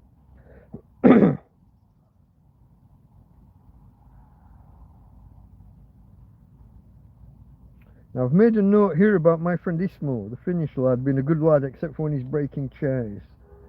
I think this is to do with, I'm often looking back like 6 months or a year or 2 years. I'm looking for videos from the archives that I can push out that have a resonance. Either something to do with what's happening now, or just something that's, like I said, 6 months ago, a year ago, 2 years ago. So it must have been roughly a year since my mate Ismo. If you've seen that video, when my friend Ismo, I had this lovely wooden chair, it's slightly adjustable, but he sat in it for 4 or 5 hours one afternoon while we're having a couple of beers in the sun, and the entire, you have never seen a chair, it's not like one support or one strut broke. Every joint on this wooden chair, every lat, every slat, everything, and it all just arrives on the floor with him laying on top of it. And when he stands up, you're left with like an impression of a chair. If you looked down on that chair from above before it broke, and then you looked down on it after it broke, same picture almost. I'm gonna have to wave this around a little bit, see whether I can. Oh, I haven't got room to wave it. My fly swatter. Get away, you little fuck. Get away. It's not catching them. It's a little bit big and clunky for wielding about. But on a night, they do just fly into it. Oh, I can't get them. I haven't got the room to manoeuvre, and it is a bit big and lumpy. They're annoying the hell out of me, especially my left ankle. Oh, that's annoying. That's bad. Where was I, folks? Where was I? No voice input cancel. I don't know what I keep clicking. Okay, the heel of my palm is catching the microphone button. Okay, folks, that's your Monday. That was... Where are we? An hour and a half in and we got through Monday. Into Tuesday. Woke at 7 AM. Feeling weirdly groggy. Not like that. I know what you're thinking. I get you. I know how you think. It's been a very warm night. And usually after so there's an hour or a couple of hours before sundown and an hour after flies. Once it starts to cool, the flies go away. So I'll close the doors to the tent during that period, and then after I'll open them up again, let the cooler air in. But I haven't. I've fallen asleep with the doors fully closed up, both of them, both sides. So it's stifling hot, but I'm asleep. And I sleep right through the night. I wake up in the morning and it's that dehydrated, slept in too warm an area. Spilled beer down my... Oh, did you notice, by the way, I was complaining, I don't know, a TrampCast or two ago, that with all the beard and the big tash, everything I drank, coffee and beer, it was running down the tash, running down the beard and dripping off. So I decided to take it back to the bone a little bit. I took it off down here and at the sides, right down to stubble. I left a longer stubble here, and I left the full Sam Elliott. I haven't touched this, although I have left it a little bit wide. It comes out of it. I'm an amateur at this stuff. But yeah, I took that off because of the way that it was all running down, and yet somehow I've still got beer down my front. Anyway, so I woke up overly warm and a bit groggy because of the heat. Took Tina for a walk and she won't stop peeing. So we walk along and she pees, and then she pees some more. We come back, she pees, and outside the tent she pees. Even as we're about to go back into the tent, she pees some more. I'm guessing it's been so warm in the tent overnight, and because she was trapped inside with the door closed, she's been drinking water because of the heat, but she's been holding on to the pee all night. She couldn't bum shuffle out of the door. These fucking flies. She couldn't bum shuffle out of the door, and so she's held onto it, and she's... I'm going to have a go. Let me see whether I can do this, folks. Look at that. There was a fly on the white plastic of the fly swatter. I'm going to put it here, see if we can... At least it gives me a bit more movement to move my legs and scratch. Oh. Oh. Scratching an itch. It's one of mankind's greatest pleasures. Oh. So she won't stop peeing, but she's not doing the other, which is a bad sign. Fortunately, she wants to sit outside. So, less chance of any accidents inside the tent. A little bit later, second dog walk. See, when she doesn't go, I don't want her doing it right outside the tent. That's going to bring the flies towards the tent. So if she doesn't go at like the 8 o'clock or 9 o'clock walk, whatever it is, we'll go again before midday. Normal routine is somewhere between 6 and 8 in the morning, somewhere around noon, somewhere 6 in the afternoon, and then somewhere towards midnight, getting on that way. But if she doesn't go with that first walk in the morning, I'll take her again. We'll put an extra walk in, because you just don't want the grief of having to clear the tent out or clear the mess up from just outside the door of the tent. So second walk, and she wants to go long again. It's too hot for me. Too hot to go that far carrying her, knowing that on the way back she's not even going to pretend to put any effort in with the back legs and try and walk. Now if you remember, the week before we'd hit 1,500 subscribers, and things were motoring. We were picking up subscribers left, right and centre. On this particular day, the Tuesday lunchtime, Tuesday afternoon, we hit 1,600 subscribers already. Blew through 50. Remembering, folks, we were on, I think we just hit 1,300 at the start of a week or two earlier. We went from 1300, blew through 1500 and through 1600 really quick. We're going backwards now, but that's another story. So we hit 1600 subs, and my friend Karen contacted me and said that they'd found a cable for the EcoFlow. That was good. Had the fan on most of the day. The cool box, when I had enough power to spare, I powered that. But my phone was so hot, I had to take. I was taking it off through the day. The cover, the protector, the case. That's the word I'm looking for. Sometimes just can't get my verbiage right, folks. Through the day, the phone gets so hot, it almost won't charge.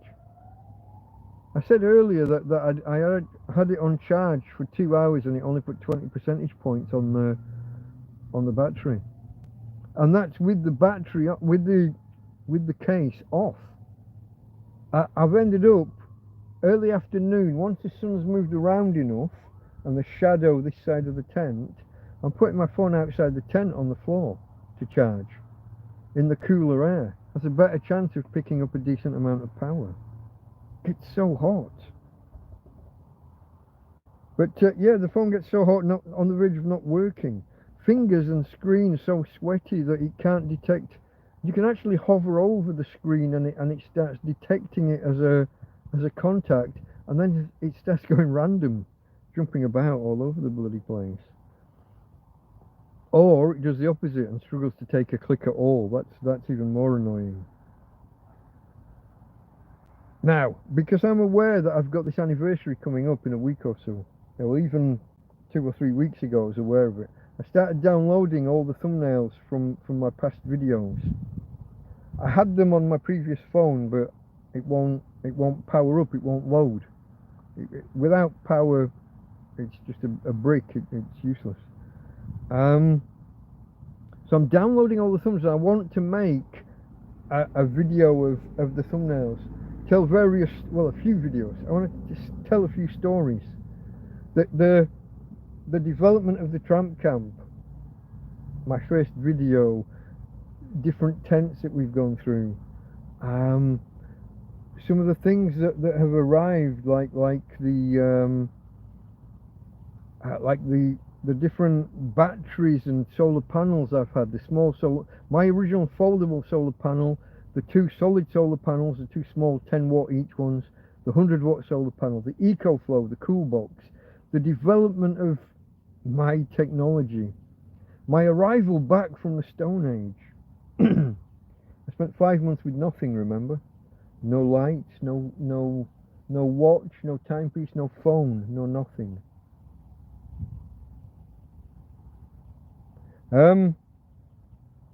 The thumbnails, some of the police. There's an overall story, an overarching story, but there's separate subplots, I guess, and each could be broken down into its own mini video. I also want to film reactions to some of my past videos, which is going to be difficult with just a phone, or just a phone and a tablet. It's not like doing it on a PC where you can install OBS and do the job properly. I'll be having to cut things and edit them and manually place them. I'll manage. I am technically capable. But what I'm saying is, on this particular day, I spent half the day downloading thumbnails, and I've got to download the other half of them now to get that job finished. And I have to find a way of sharing them between the 2 phones easily. Oh, there's a story. This Note app that I've used, the Samsung Note app, is supposed to synchronize between the 2 devices. And the first time I use it, I get a clash where both have been updated before they've synchronized. Always the way. It used to happen with Dropbox all the fucking time. Is Dropbox still a thing? I don't even know if Dropbox exists. But early Dropbox, we used to get clashes all the time. You'd update a file on this one and assume it's been updated over on the other machine, make a change over there, and oh, you've changed both since we were last synchronized. Why? There's been 5 hours in between when I made the edits. What are you fucking doing? I love technology, folks. Until I don't. Anyway, where was I? Phone struggling heat, not working properly, downloading thumbnails. Okay. Ideas for intro. Yeah, I want to make a new intro for these videos. If you look back at some of my older videos, I had like a 30-second drum beat thing. And then there'd be a longer one of the images, one of the thumbnails. Tramp arrested. That one would stay on screen for like a second and a half, maybe 2 seconds, while everything else was.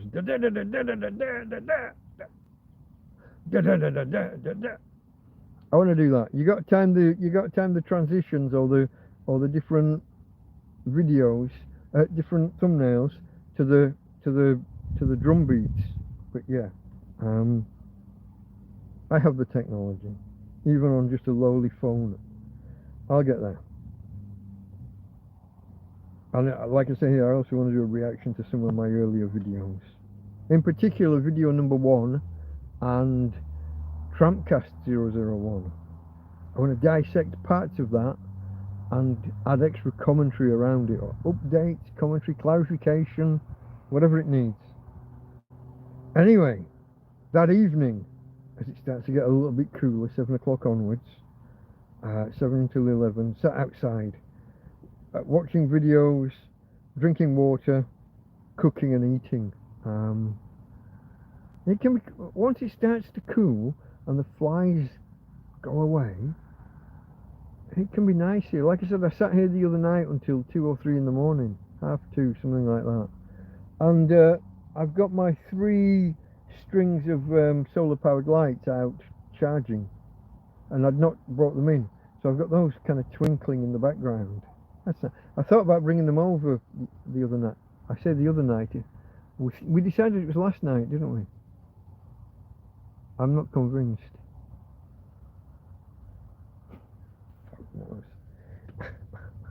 I don't know, folks. But there we are, sat outside until 11 o'clock, cooked an amazing meal. What did I have? I had lentils, a jar of green beans, some fried onions, tomato frito, that's fried tomato, some Italian seasoning with pasta. So it's again, it's a pasta ragu. You wouldn't really call it a bolognese, but it's a pasta ragu. Take her ladyship for a final walkies. Still does nothing, and I'm getting really worried. That's Tuesday night into Wednesday, folks. And I know I've taken a sojourn there, and we've had a few tangents and what have you. But I am just going to put a pause there. We're on 1 hour 48. I'm just going to... okay. Not that many comments. I've stunned you all into silence with the... oh no. Extra comments appear after the event. Oh no. It's jumped back. Eufy camera might be useful. EUFY. Is that a typo or a brand name? I don't know what that is.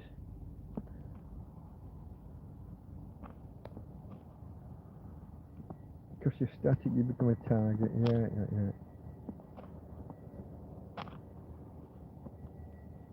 Okay, let's count. How far back's it jumped? Karen's stressing, do not come back to Britain, you'll be so angry every day with what goes on. I see. Oh shit, I have got lumps on my legs now. Do you think I could go and get the fly spray? It might be too late. We might. No, there's one there. Little bastard, fuck off. 2, 3. Can I get? I can't get out of here. I've trapped myself in. I put the brolly, the parasol, on the other side today. I am kind of hemmed in. I don't know, folks. Let me show you my girl. She looks cute. I'm gonna get you under there. Maybe zoom in a little bit if I can. Hey, babe. Say hello to Auntie Karen. Yeah, and the peoples. Talking to the peoples. Hey, babe. Talking to the peoples. Another one. Waved right at the bloke. Looked at me like I was scum and faced forward and carried on. If I didn't have a gate post, I'd take offence. Tina, beautiful girl. She's indeed. She's indeed. Oh, I am itchy. The lower, everything below my knees. Oh, what? If it was last night, whatever night it was that I sat outside, something got in my shorts and bit me on the buttocks. Let's call it top of the legs.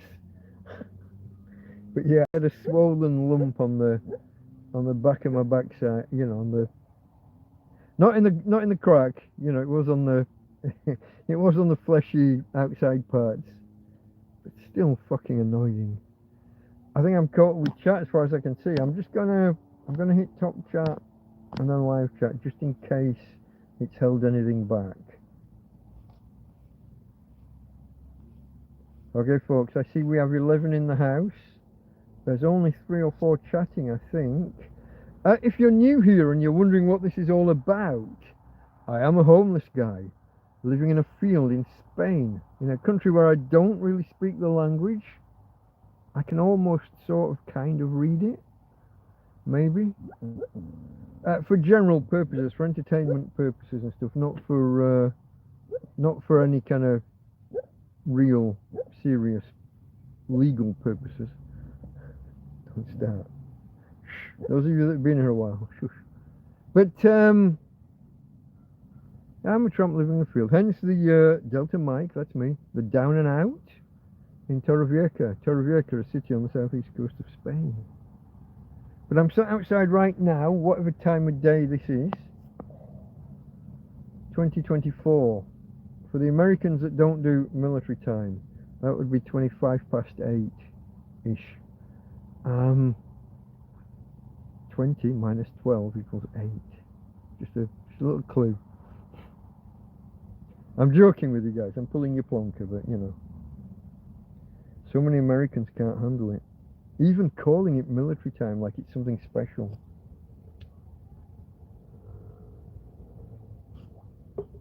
But I'm sat here in the field and we're in the middle of... Yeah, got one. We're in the middle of the fly hour. Or the fly 2 or 3 hours. There's an hour in the morning when they're really bad.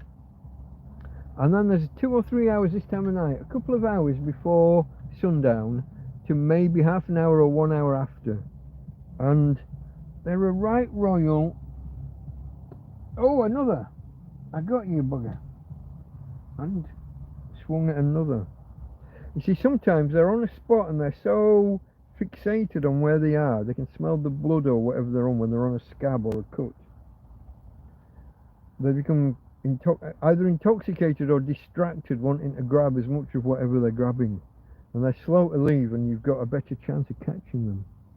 But I am covered in lumps and itching like... I have my bat right here, Karen. The problem is in daylight they're not attracted to it, and down around my legs and the table legs and the other and the brolly stand and bin that's at the side, there's not enough room to swing the bat.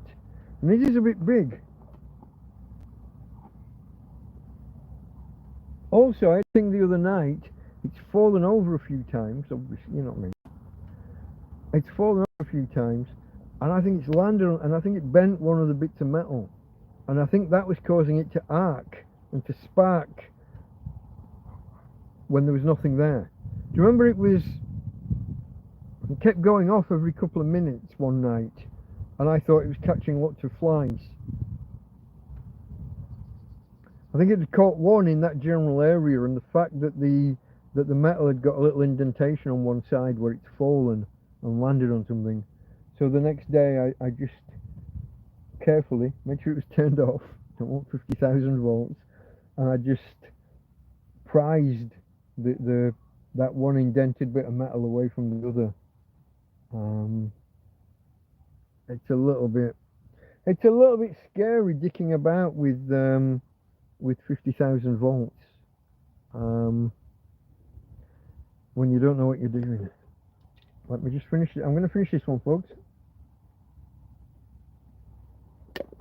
I was supposed to make coffee before we started. I should have had a couple of cups of coffee here, but I was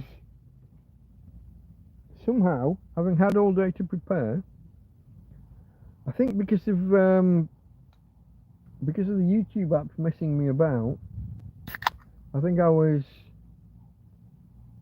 behind schedule. I got behind, and if I'd had another 10 minutes I could have made the coffee first, but I didn't get that, so that might have to wait till after, and then I'll make a pan of something. I think I'm going to do a flavoured mashed potato sachet. Tonight will be mashed potato, powdered mashed potato, and some kind of flavour pack that I have lying around, or a soup. Use a cup of soup as the water. So flavoured mashed potato, a big pan full, and I think that's on the cards for tonight. Let's thumbs up, folks, if you wouldn't mind. If you're of a mind to. If you've been here long enough to know that you love me, really, me and my doggy. And we'll begin. We were on Tuesday night into Wednesday morning. So because we'd hit 1,600 subscribers, let me move that out of the way. Because we'd hit 1,600 subscribers, I started digging around in a few other of my stats, and I think I got an email from one of these monitoring companies. 1,600 subscribers. This is in total the lifetime of the channel. 1,600 subscribers. 10,000 hours of watch time. So you guys between you have watched 10,000 hours of me. What the fuck are you doing with life? That's shared between 150,000 views. 150,000 times my videos have been watched. 150,000 views. Don't understand you. I don't understand you. But I love, I mean, it's a bit of an ego stroke, but it's also small potatoes. It's also Oscar. Catch you later, mate. Thank you for stopping by. It's also small fry, small potatoes for a channel that's 2 years old. I was looking at a channel today that's released 500 videos, I think in just over a year, and got 7 million subscribers. Now they are farming the drama. Whenever there's disagreements between people online, or somebody famous online gets arrested or splits up with his girlfriend or whatever, they're commenting on that. So they're farming the they're chasing after things that are in the headlines already. As you can appreciate, I hope, that's not me. I'm just a bloke living in a field in a foreign country where I don't speak the language, with a disabled dog. We like to keep it real, indeed. Anyway, this particular Wednesday morning, we did Tuesday night into Wednesday morning. Took Tina for a late morning walk, and again made it to the cliff tops. We'd done it, was it the day before or the day before that? Sometime previously we'd made it. Now this is gonna confuse some people later. I did a video from on the cliff tops, me and Tina, and just talking about how we haven't been on the cliff tops in a while, and look at the view, and isn't it marvellous, and how me and Tina have walked there for I'll say the first time in ages that we've gone with a camera. Actually the second time because we'd gone a day or two earlier, but we did the video, and it's quite the achievement for us to get there, and the video did alright. And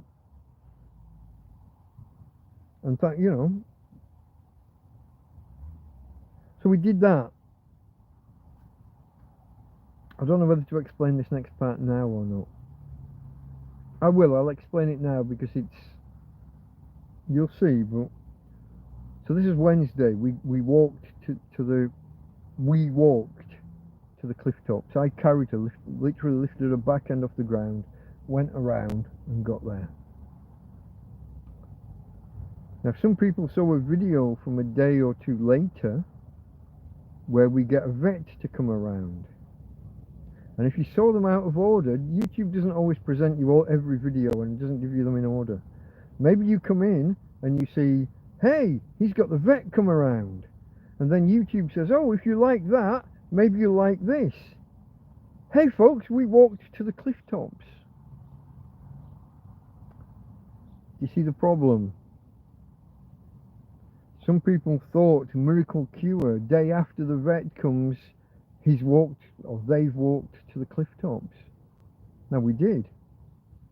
But I did all the hard work. I'm carrying a half to 2/3 of a 30-kilogram dog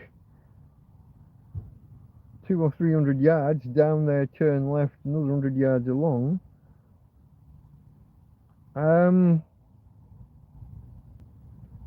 I understand why people saw 1 and 1 and said 2, you know, or put 2 and 2 together to get 4.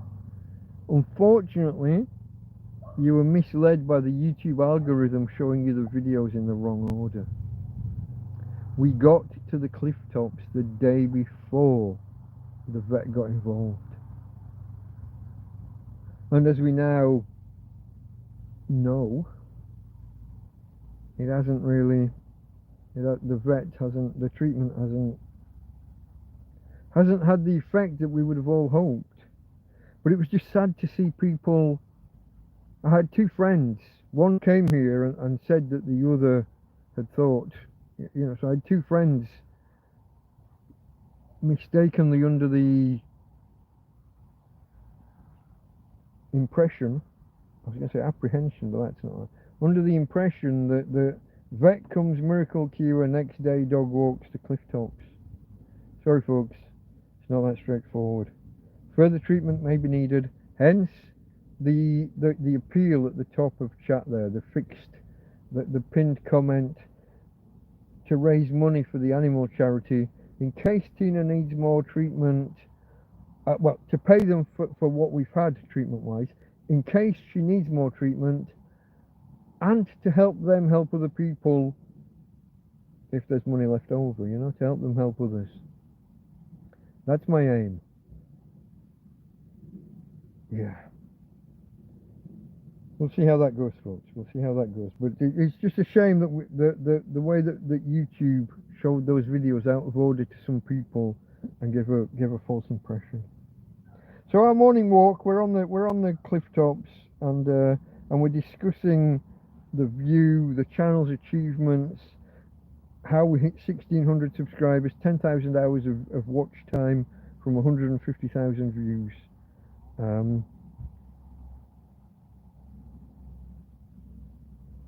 Now we're back at camp, and I've got the fan on, and by accident I've got the fan and the cool box on at the same time. If you remember, we still haven't got, we're not sorted on the EcoFlow cable. The cable from the solar panel has come away. So we've got maximum power going out. When they're both on, there's almost 100 watts going out. Possibly slightly more than 100 watts going out. And depending on the sun, we might have 60, 70, 80 watts coming in typically. Can go as high as 90 or 100, but that's become rare. And when that cable's not connected, you're getting nothing. So you got 100 watts going out and 0 coming in, and you don't know. Wow. Now, in chats with people or in the EcoFlow hangout, EcoFlow hangouts, that's not the right word. In the TrampCast hangouts, I've just been talking about the EcoFlow cable and what have you. In the TrampCast hangouts, we've been talking about mailing addresses and whether people can send things to me. And I was aware there was this set of lockers these drop-off lockers at the top of the road. And a bit of research pointed out they're from a company called Inpost or Inpost. I'm going to get different translations because in English you would say Inpost. Most of the places in Europe would go with an O, Inpost. Live with it. I'll probably switch between the two at random. But that's the brand of these lockers. And so if people do want to send things, it is possible. It will be on you to find either Inpost lockers at your end or an Inpost office. This isn't Royal Mail. You can't just address it to these lockers and send it. You have to deposit it in one of their lockers with a destination address, or drop it off at one of their depots, offices, drop-off points, whatever. I don't know whether they have agents. I've no idea. I know nothing about it. But the details that you probably need if anybody ever does want to send anything, and this isn't me doing the whole, hey, I've got a P.O. box, but people do keep nagging me periodically for an address so that they can send things. From now on, in the description to these videos, you will find the details that I think you will need to tell Inpost which set of lockers, and then it's down to you to pick the weight and size of locker that's appropriate for the parcel you want to send, should anybody want to do that. Well, all I'm saying here is that on this particular week, a bit of research, and I did find out about these things. That's where I discovered that. But for those of you that have, I'm not going to say plagued, because you mean well.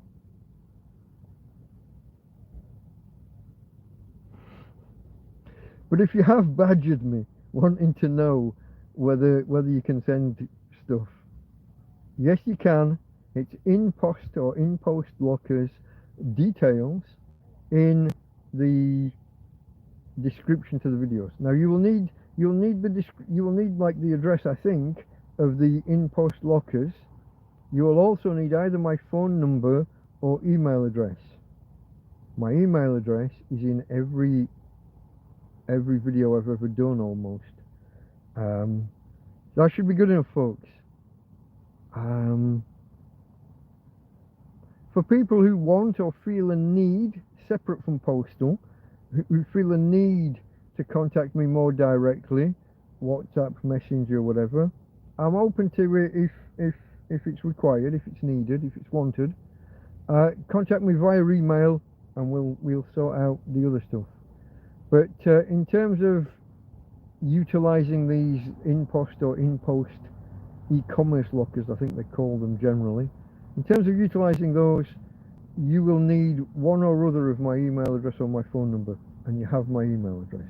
It's basically Delta Mike Torrevieja, all one word, at gmail.com.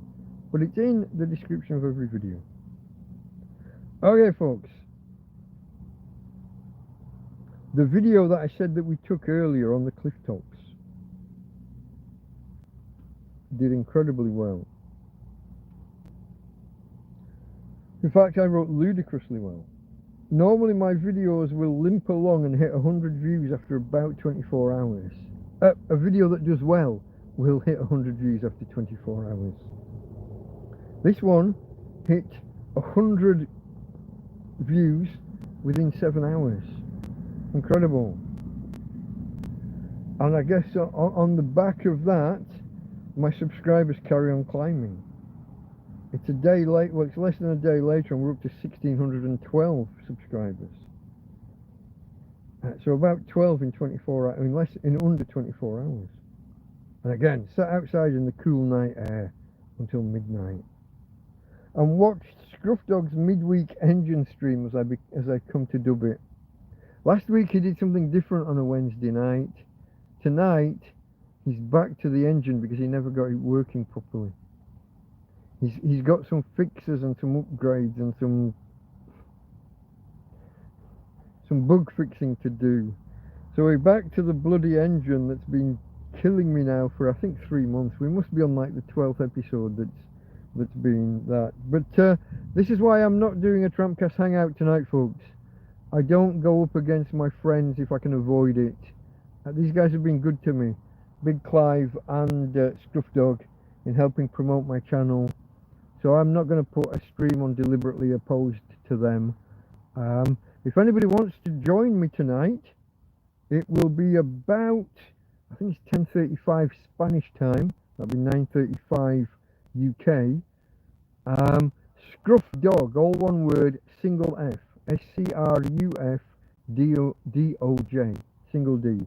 I stumbled there and stuttered and made the two Ds.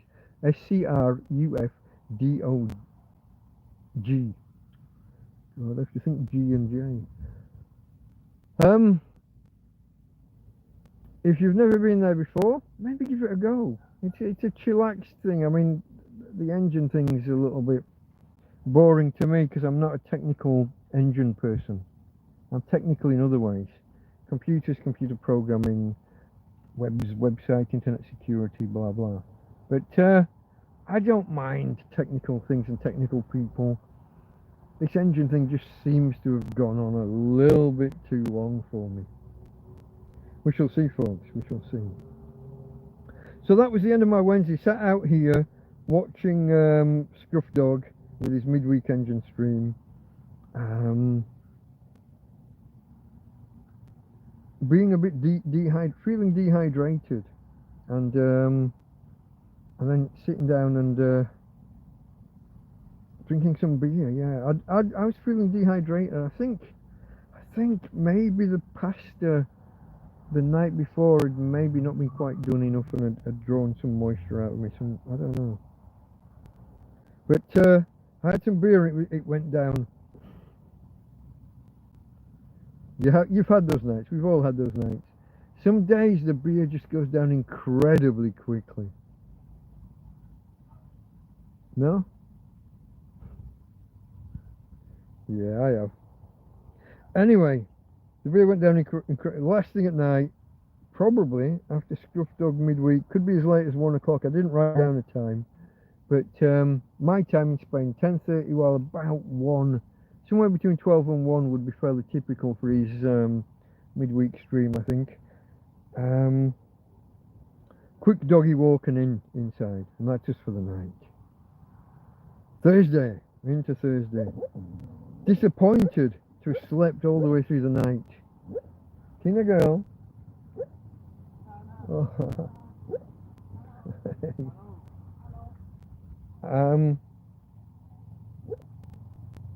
Disappointed again to sleep right through, to wake up. I like to have a little snooze, wake up and it's like 1 o'clock or 2 o'clock, and I've got the rest of the night. Maybe I'll fall asleep at 6 or 7 for half an hour or an hour, but I get all that nice cool night time to myself. Didn't happen this night. Slept right through from when we got in the tent through to 5:30 the next morning. At the time we're talking about, it would have started getting light maybe just after 6:15. So waking up at 5:30 is not ideal. Okay. Guy with a scooter just walking down the road sensibly. These people that come down their scooters on this rocky road, I think they're crazy. I assume the ones that ride their scooters down here are renting them and don't give a damn. If you own your scooter, you're not bringing it down this. Just lately, more cars have started bottoming out. Almost every day, I'm hearing the bottom of a car hit rocks on the road. They're digging a deeper gouge, the wheels, each time they go through, and leaving a mound in the middle with the solid rocks. So they're kicking rocks out, digging them out of the ground as they weather and break up, and the friction from cars going over them, cars, vans, and occasionally lorries. And these stones are moving away and getting moved off the road, but it's leaving the crest in the middle where no tyres touch. And almost every day now, somebody hits it with a fair whack. I took a look earlier. I managed to move take a couple out of the crest. But I think the only thing that can be done is to pack a few semi-large ones and then some smaller ones into the ravines, into the divots. That's not the right word. Divots at the side, into the grooves. Build the grooves up, because you can't, without either a pickaxe or a bulldozer, you can't take that crest away. So build the trenches back up is what I think needs to happen. I used to have a little pickaxe and now I haven't. Well, it was a big pickaxe. Isn't it always the way? I literally threw it away 3 months ago, 4 months, whenever I moved tent, I threw it away when we cleaned the tent out. Because I'd had it for 2 years and not used it. Well, it's not my job to maintain the road, but I'd like to help my neighbours if I could. But I can't, I'm not in a position to. Maybe I can gather some smaller stones and you know, take a shopping bag and grab loads of stones and just fill the trenches that have been gouged out. I might give it a go, folks. I might give it a go. I'll just see whether anybody's saying anything. No, Karen said we like to keep it real. That's the last comment I see. I'm going to top chat and back to live chat in case it's... No, that's everybody. That was Oscar leaving and then Karen. Okay. So we're on Thursday and I was disappointed not to be awake. I was disappointed I slept so much because I like nighttime. But hey, it is what it is. 8 o'clock I got the EcoFlow and the solar panel in position. And for the first time in 3 or 4 days, the cable detached again. The loose wire came out of the connector. For a while I've been able to unplug and replug the connector, and that disconnected wire stayed in position.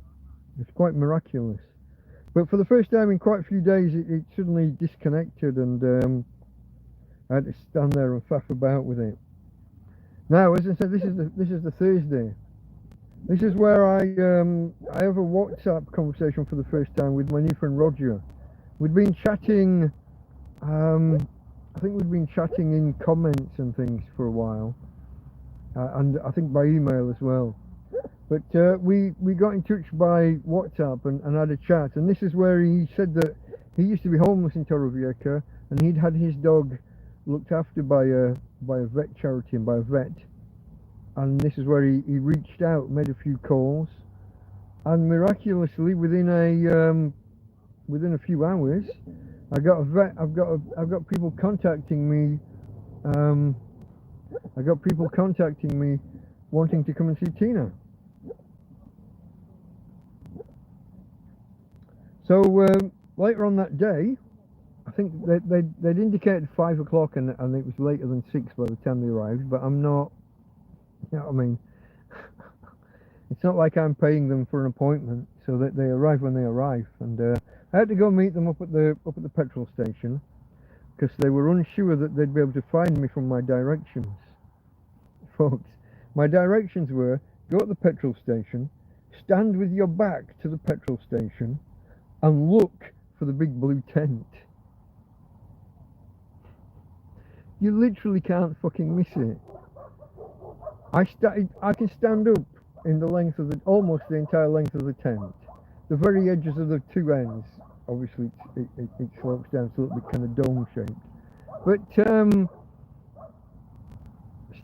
get to the Repsol garage, which they wanted me to go meet them, so they were confident they could find the petrol station, the gas station. But they weren't confident they could find the big blue tent that's directly opposite if you stand with your back. If you stand with your back to the garage. So I went up there and I stood there for a good quarter of an hour while I waited for them to arrive. And then they're like, "Where's your dog?" And I'm like, "Well, she can't walk this far. I've had to tie her up and leave her at home." So we came down anyway, and the vet came down. She reached under, give a little. Tina yelped straight away. Make of that what you will. I'm not going to say that. She found a spot underneath and Tina yelped, and then she found a spot that seemed to correlate on top and squeezed, and Tina yelped. And okay, the diagnosis, she started talking about hernia, and I'm thinking stomach? No, herniated disc is what they're talking about. Although in Spanish they used a different word in the end, although she did say hernia at one point. Anyway, so the vet's here, she gave medication, and yeah, you know, what can you do? She's the expert, I'm in her hands. Yeah. Anyway, I guess I'm happy. I'm thinking there's a way forward. I'm thinking, oh, maybe within a week or 10 days we'll see some miraculous change. So I go live. We do TrampCast hangout, not a proper TrampCast. We do a hangout number 23. Sat here, talking to you lot. This one gets a little bit out of hand. For any of you that were there, I sat here like now, steady, you know. Where are we now? We're 2 hours 20, and I've only just, I'm about this far into my second can. I've had a can of beer in 2 hours 20. It started like that, nice and steady. But I discovered this bottle of wine in the tent the day before that Karen had left about a month earlier. I wasn't sure it was going to survive. I think if it had had a proper cork in it, it would have been ruined because of the heat. The cork would have dried out, shrunk, and the wine would have oxidized.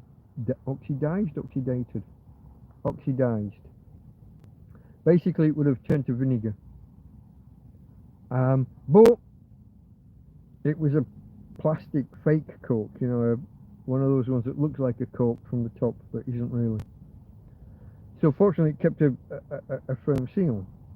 But I opened it, and now, so I've had a beer or two. I've got a bottle of wine in front of me, and I've got some more beers for after. Suffice to say, it got a bit leery at the end, folks. I was in a good mood. I had wine. I was kind of pseudo celebrating it in advance, I guess. Well, I was celebrating the fact that we'd found an animal charity, and that they'd found a vet, and that someone had come out, and we had a diagnosis, and we had a potential treatment. So I was on a high, and I, you know, carried on a high. And then I mixed the grain and the grape, or the grain and the vine, however you want to, whatever that rhyme is. And I think it was like a 5-hour hangout. Now I've watched it back up until about 20 minutes from the end, and it was fine. I daren't watch the last 20 minutes. I daren't watch the last 20 minutes. We shall see, folks. Cheers.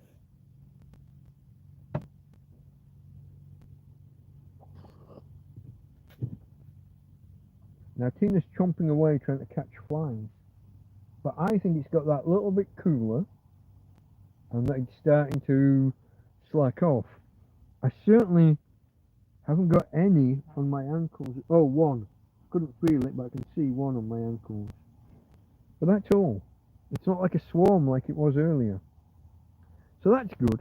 And you'll see in the next... Oh, I've got to be careful, haven't I? It's going to get dark. What time is it? Coming up on 9.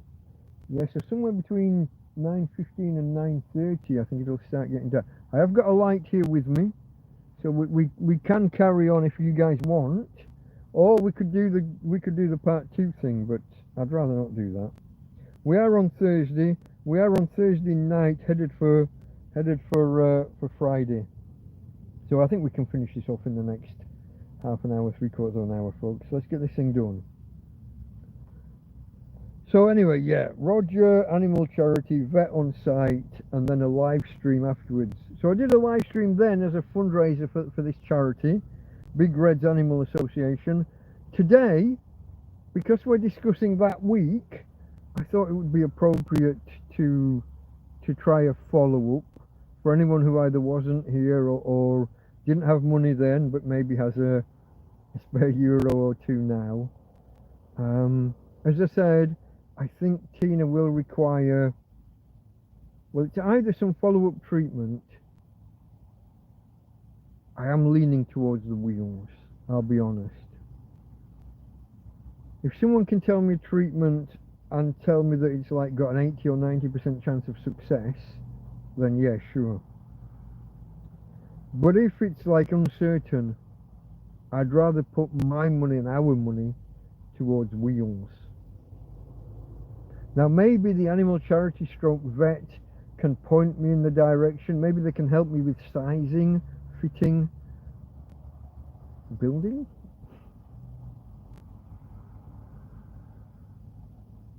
I have got friends inbound shortly who are more manly men than me, who are more capable at wielding screwdrivers and building things. I assume I know that he's a more manly man, and that he's been good and handy and helping me in the past. And just the fact that he owns a set of screwdrivers and I don't is a thing. You know, these manly men.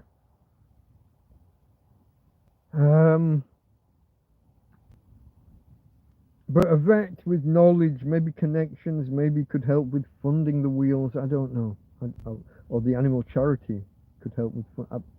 However that would be structured or would work, maybe that's a possibility rather than another failed treatment.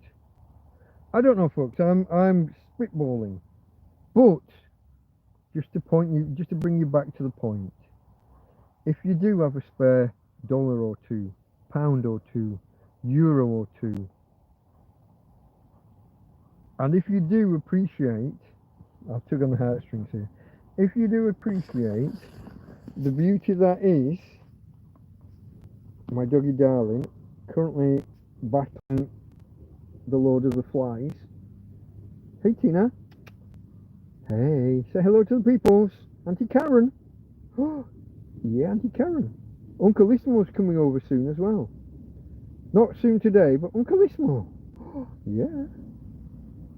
Thank you, darling. Thank you for looking at the peoples. Auntie Karen. Yeah. Next week. Yeah. It's only a few days. Okay, folks. If you do appreciate the gorgeousness that is a disabled Tina, and if we can find a way so that I don't have to carry somewhere between 10 and 20 kilograms around whenever we leave the bloody tent, whether that's through treatment or through a set of wheels, donations, contributions are welcome. To the animal charity in the first instance. If that doesn't work out, I've already had a lot of help towards the costs of wheels. I should have enough now to have that covered, unless we go for some super luxury deluxe thing, or unless that gets put off for a longer time and I end up eating into the money for our survival. I try not to do that, folks.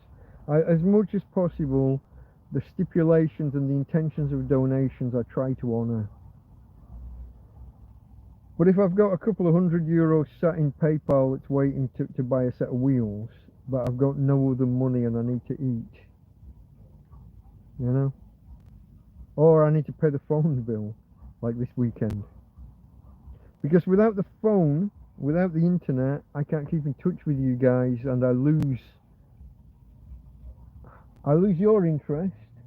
I'm struggling a little bit at the minute with YouTube, because I haven't posted a proper video until today. Today's video went out really slowly and not to many people. YouTube, you wouldn't know this. YouTube are offering this live stream stuff because they wanted to compete with Twitch and Kick and a couple of other platforms. What's the one beginning with R? It's got a green logo. The name begins with R. I want to say Remitly, but that's the card payment thing. It's not that. Rumble. Let's get ready to Rumble. YouTube want to compete with these other services that were getting big offering live streaming, and so YouTube offer it, but they are quite half-hearted about it. I don't think it's their main focus, and if your channel becomes mainly live streams, your videos, when you do release one, don't do as well. You have to keep you have to keep on the treadmill, folks, with actual videos. And the truth is, me and the dog don't leave this field hardly. There's not a lot to say video-wise.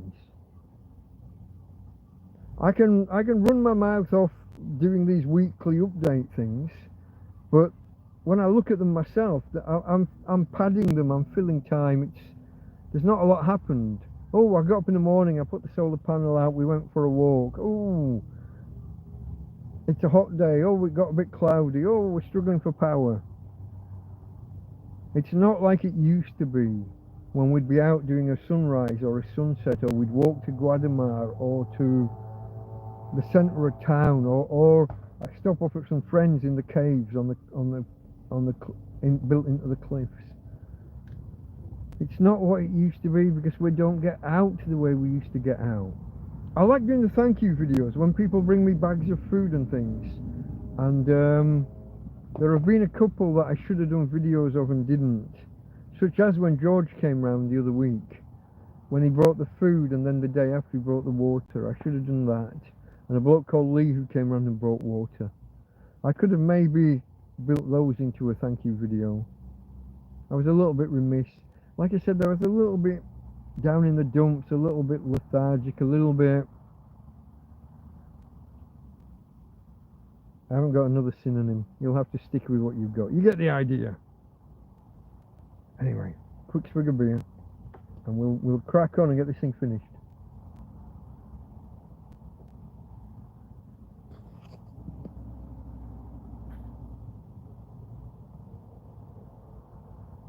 Can you hear the cicadas?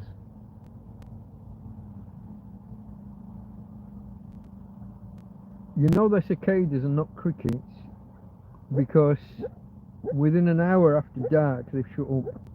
Crickets would start now and go all night. These are on and off through the day, get a little bit vigorous now and then stop shortly after dark. But to just go back, folks, if you can help Tina, if you're willing to help Tina, the association, Big Red's Animal Association, there is a link there. There are proper real details. There are improved details on a Facebook link that's specific to Tina's case, I think, in the description. I'll leave that there. I'll put that with you and leave it there. So that was Thursday night, where I got a bit loud and leery with the TrampCast Hangout. They're good fun, folks. If you haven't tried one yet, it is just me spitballing. It is just me and you. I follow the chat, and I try and come in with a few science or technology topics, maybe a news story or two that are technical in some way. And when the conversation dies down, I'll try and pad it out and go with those. And if we can find a tangent from a tangent from a tangent, and it's ideal if we can go on so many tangents from a story that we work our way back to the original topic 2 or 3 hours later. That's always fun. If we can go full circle and oh wow, you know, I said before that the flies had died down. Suddenly they're back. And I'm getting a bit itchy again. Whoa! I'm still desperate to know how hard these things burn if I get my finger in there. I am dead serious about wanting to put my finger into this fly swatter thing. Maybe I'll have a look on YouTube and see if Electroboom's done it, or anybody else. Some bugger will have done it, if it's survivable, if you don't lose a finger. I'm just so curious. I want to.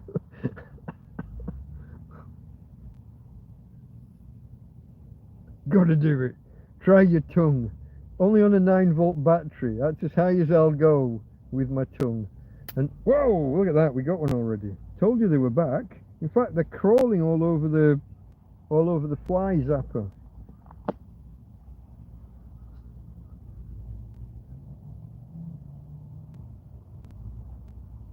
Okay, I think I'm up. Chippy, hi mate. I didn't see you enter the fray. Try 240, what, with my tongue? AC or DC? This is 50,000 volts DC, but it's going to be low amps, isn't it? Tom, I didn't see Tom arrive. Oh, there you go. Oh, it was Tom that said with your tongue. Oh, Karen said try your tongue, and then yeah, okay. Two of you had the same idea at roughly the same time. Here comes Chippy Chipmunk.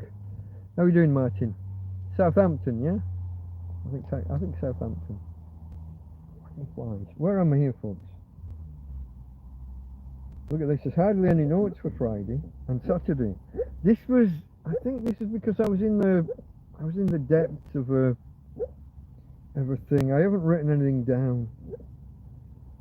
So Thursday night, it was the TrampCast hangout after Tina had the vet around. I think this was the one where me and Chippy fell out in that last half hour or whatever. But we don't talk about that. Okay, that was Thursday night into Friday morning. Slept the latest ever. Awoke at 10 a.m. 10. Normally, I wake up somewhere between. Well, normally I'll wake up normally I'll fall asleep somewhere around 1 or 2, or maybe a bit later. Wake up 2 hours later. Awake the rest of the night. Another half an hour or an hour, somewhere around 6, and then that's me. It varies. Sometimes I'll sleep through and wake up at 3 or 4, and that's me, and I'm awake for the morning. Waking at 10 is ridiculous. 6:37, 7:30. I would call 8 a lie-in. Waking up at 10 is just ridiculous. Yeah, I wrote here WTF. You know. I wake up 10 in the morning. The dog is nowhere to be seen. Oops. She's not on my bed. She's not on the floor at the foot of my bed. She's not outside the tent, just outside the door. She's not in the bush, just outside. Uh-oh. She'd come out. This is one of those occasions where she's come out, bum shuffled out the door on her own, come around. This is before the tent door was broken, so the tent was in one piece at this time. But she's come all the way out, all the way around, bum shuffled all the way around to here, and where she is now, just here by the table, and by the cooking, where I make my coffee and stuff, she's here. And I'm like, oh, thank Christ. Because if she wasn't here, where would she be? Where would I start? Where would the bum shuffler have gone? When she had legs, it'd be a guess. I'd have to tramp off and around and along the cliff tops and around, and there's a spot, this is a bit yucky, under these advertising hoardings at the top of the road. A lot of joggers will stop off for a pee, and sometimes it's not a pee they stop off for. Tina likes a nice meaty turd. Occasionally. Too much information. My buttock is itching at the same spot where I got bit last night. I've said before, if you get bitten by mosquitoes on your forehead, if you get another bite, all of the bites from the last week can come up again. It's the most ridiculous, incredible thing. I spend the night as Worf off Next Generation. I really do. Anyway, I find the dog. She's in a corner, panic over. I tie her to the bush, and she can't go anywhere. She's happy in her corner. I can go back in the tent and do what I need to do. Happy that she can't actually go anywhere. And even if she's barking at people, it's not a problem. all of the usual morning routine, solar out, everything. Oh, I have a problem. My phone has bent slightly in the night. It's a foldable, it's meant to bend. What's it called? Sony Z Flip? There's two, there's a flip and a fold. Mine's the clamshell one, Captain Kirk. But as soon as it bends a micromillimeter, it goes off. So that was an issue. I had to get it plugged in and powered up so that it would restart and turn on, yeah. And temperature starts climbing through the day, and I see in the weather forecast, so this is Friday, and I see in the weather forecast, Saturday's going to be hot, hot, hot. I think this is the weekend when we're looking at like 36 degrees, 37 degrees, maybe a little bit higher. Uh-oh, because I'm living in a polytunnel. I'm living in a greenhouse, folks.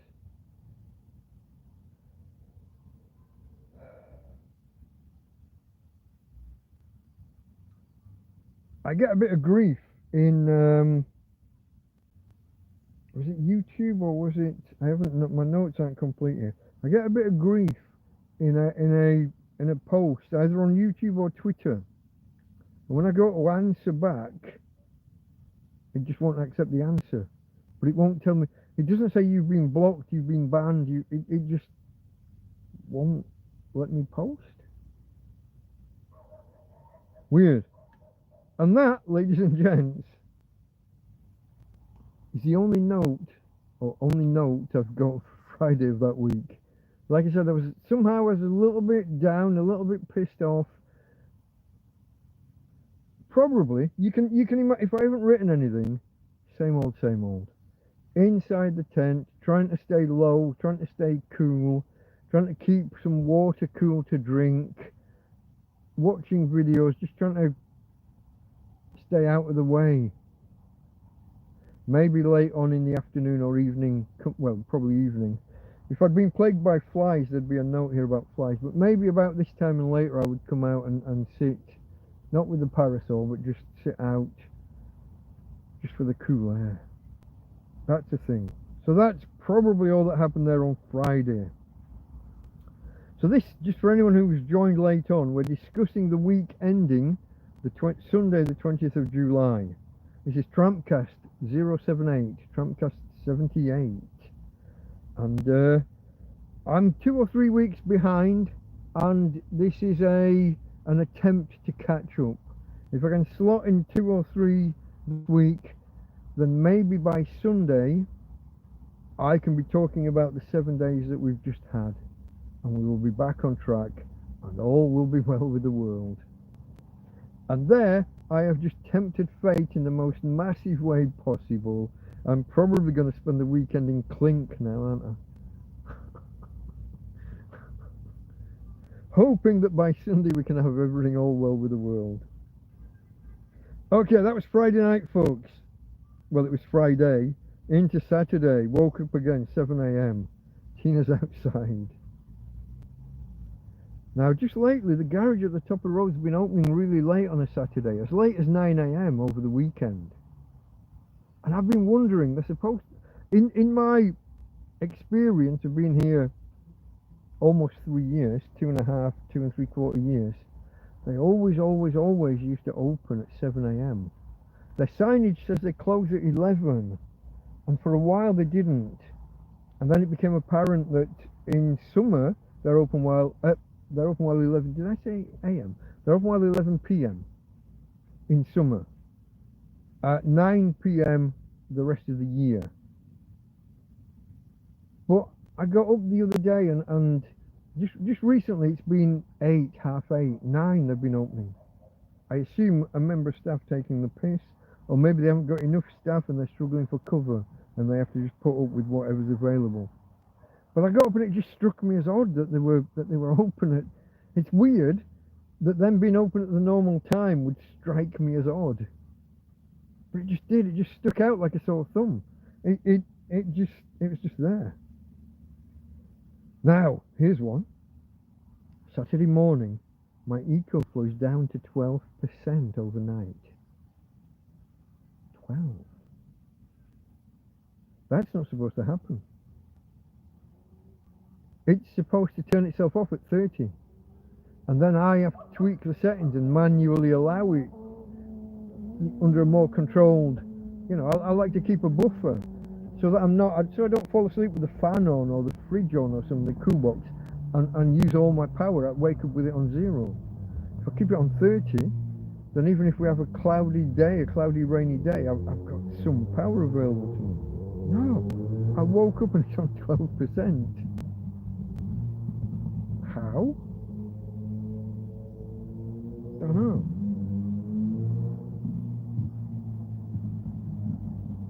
Now, I've got the solar panel out, the sun's on the panel, and I've got this loose wire. Just trying to ram it in the back of the connector. I'm trying not to let the copper on the negative touch the copper on the positive, because it kept grinning a bit. I'd put tape around it at the beginning of all my troubles, but it was starting to just grin a bit more and a bit more. And maybe the tape had just slipped a little bit with the heat. It doesn't adhere as well, and maybe it slipped about a little bit. So I'm trying to push the tape down on the positive that's still connected, so that the negative that I'm waving around and that's springing around isn't sparking off and touching. 20 minutes, folks, to get the negative wire to hook onto the terminal and not just spring off. 20 fucking minutes. These were very precarious days. Very precarious.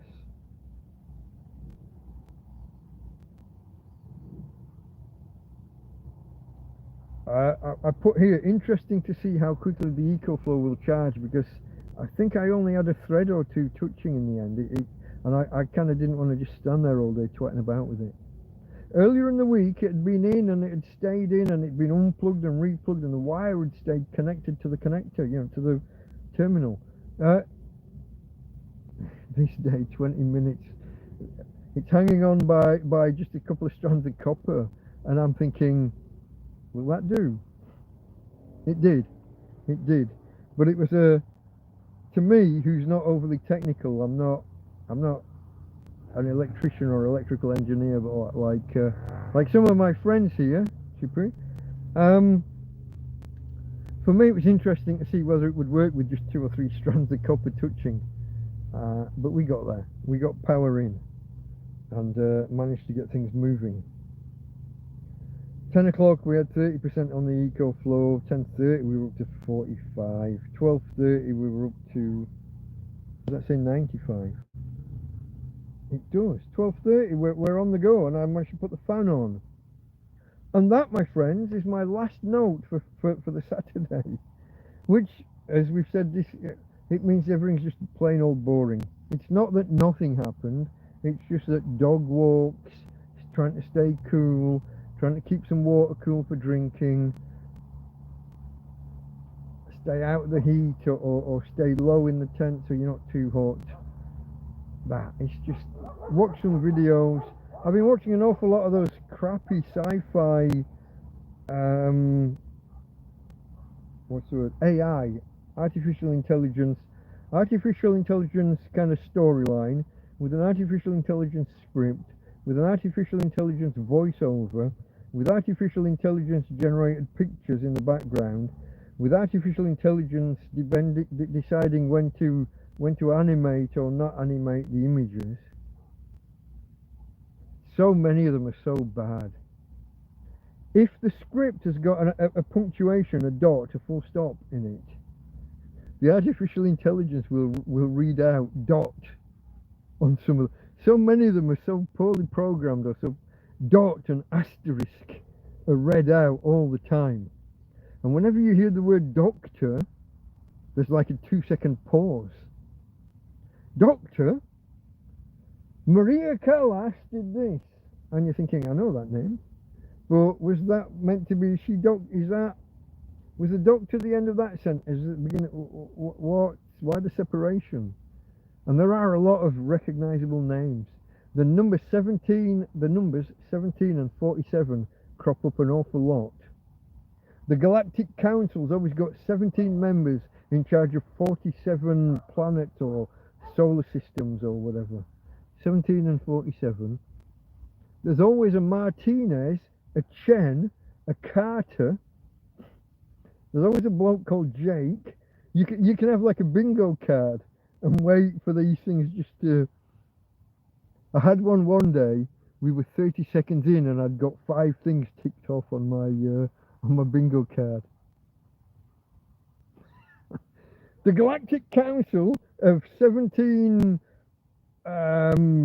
species controlling 47 systems, and Jake Carter took his place in the and he reported back to Admiral Chen. Bingo! Fuck. Full house. Incredible. They're so bad they're good. Anyway, where was I? I think I'm going to put a light on, folks. Now, if my mate Farmer was here, he'd tell me to be careful about where I put the light, because it does have a tendency of falling off. It has a tendency of falling off wherever I put it and coming and attacking me. I'm going to have to... That's not lighting up my screen here. I'm going to have to turn up the brightness. Does that work for me? I've only got Sunday to do, haven't I? So yeah, Saturday afternoon, basically we got to 12:30. That's as far as the notes went. Everything else was just straightforward. Buenos dias. Or buenas noches even.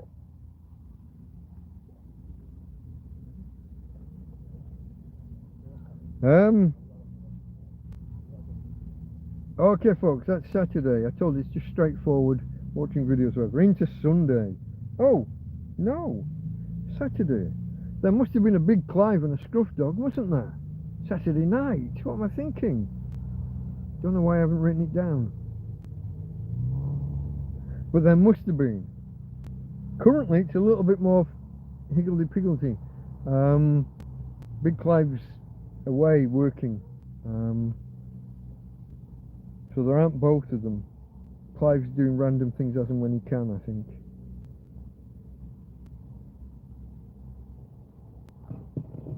Okay folks, into Sunday morning. Oh, if there was a big Clive and a Scruff Dog, there would have been a 2 o'clock or 3 o'clock in the morning Tina doggy walk. If I'm awake at that time, I might as well walk her and remove any uncertainty about outcomes overnight. So Sunday morning, up and about 8:30. By 8:40 I've got the EcoFlow on and it's up to 62%. 20 watts coming in, which is a little low for what I'm used to at the minute that time of day. But again, we are past midsummer and the sun is starting to get noticeably later coming up and noticeably earlier going down. Where are we now? 25 past 9 and we're well into dusk, aren't we? We're well into dusk. In another 10 minutes it'll be dark. Whereas before it would have been light. Dusk probably would have been about 10 and dark 10:15, maybe 10:30, midsummer, June 21st kind of thing, or 23rd. The Spanish tend to treat midsummer as the 23rd. A few European countries do, and I don't get it.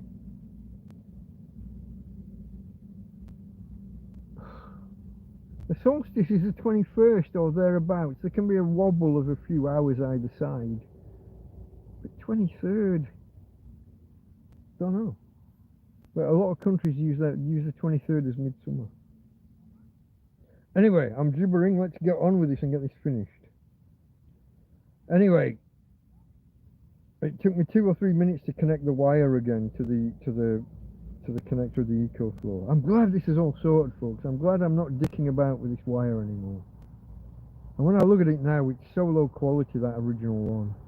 I should do a video on that.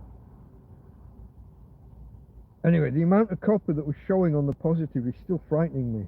It doesn't matter how much I hutch the duct tape down towards the terminals, it still seems to work away. I'm sure we were days away from that from the positive terminal coming loose as well. Anyway, on the Sunday I have a note here, 12:45 on the Sunday, and my note reads, Karen and family.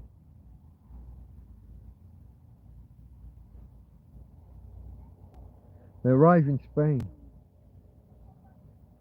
They're here. They must have arrived the day before, and I mustn't have made a note of it. Karen family arrive and they bring me the new cable, the MC4 to XT60i cable, and it's chalk and cheese compared to the other. The build quality, the way the connector looks, just the way that the wire, it's not even a fucking comparison, folks. I should do a video. I will. They arrive, and like good friends, they bring me some water, because I had been low on water up until that point, or until a few days earlier. If you remember the guy called George who brought me water. But along with that, they bring me sandwiches and hot coffee. Karen's husband goes and gets me a new gas bottle. My gas was getting low, which surprised me because I'd only been using it about 6 months. I'd calculated I should get about 9 or 10 months. I calculated initially I would get a year out of it, but it became obvious that my stove, my gas ring, was burning at a much higher capacity than previous stoves and things that I'd had. It's too big. I've only got one pan that sits entirely over the flame. Everything else sits over a portion of it with gas going to waste. 400 grams of gas of liquid gas per hour. That's a gas stove that would give me, like a camping stove, would give me 4 or 5 hours of continuous use for that same 400 grams. So 4 times as much use, but things aren't cooking or boiling any faster because I'm only over a portion of the flame, probably. So that's a bit annoying. But anyway, they take care of me. They go. He drive, instead of me having to go and either take a trolley or carry the bottle back. Karen's husband goes and gets the bottle, fetches it back for me. That's great. Thank you, you guys. But as well, let's be honest. Let's tell you what you're waiting to hear. As well as sandwiches and coffee and gas bottles, beer and wine and cola. We're just friends, you know. So yeah, we had well, we didn't sit. They don't really sit. So they seem to prefer to stand up. I sat. We had a lovely long chat while 2 in the afternoon from whatever time they arrived, and but it was getting too hot and sweaty. And bearing in mind this is Sunday, and I'm supposed to be preparing for a TrampCast later that day. But as I've said previously, I'm not in the mood.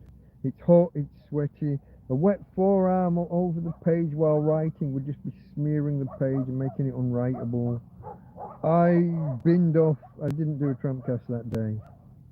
Sorry folks, I don't like to be unpredictable, but I have to be, if I'm going to sit there for 2, 3, sometimes 4 hours writing up the notes, I have to be in the mood. The climate conditions have to be right. Mainly the mood, to be honest. And this is why we're weeks behind now. This is why we're doing what we're doing now. This is why we're not where we should be. But that, folks, that takes us up to where we would have been finishing. Had I done TrampCast, writing up my notes and doing the TrampCast would have been the end of this particular set of notes. So join me for the next one, where we will pick up with any TrampCast hangouts that may have happened that night, whatever else happened Sunday evening or night, and into the next week. And we will do that either tomorrow or the next day at a similar time to this. That's my intention, not guaranteeing it, but other things being equal, that's what I will aim for, folks. That's what I will aim for. So, That was the week that was. Now, what would my thoughts, what would been upcoming at that point? Well, suddenly I've got friends in the country. It's a flying visit. They're only coming for 3 or 4 days. But I've got friends in the country. I've got a dog who's just started treatment with the anti-inflammatories and the painkillers. So these are that plus all the other things that we had this week: the flies, the heat, how to stay cool. I did at some point, I think this would be Karen again, acquire some fly spray. Which they'd been driving me balmy inside the tent, but the fly spray, and I think also this fly swatter, this electric fly zapper, would have been the same visit, wouldn't it? Because she hasn't been here again since. So yeah, thank you, Karen. Thank you, Karen's family. Christine, hi. Let me have a quick swig of beer, folks. I've managed to preserve the throat. We have just hit 3 hours. We will be bringing it to a close shortly. I'll have a quick look through chat and see. I guess you're not being too active at the moment. We didn't do too well on the thumbs ups today either. That's a little bit disappointing.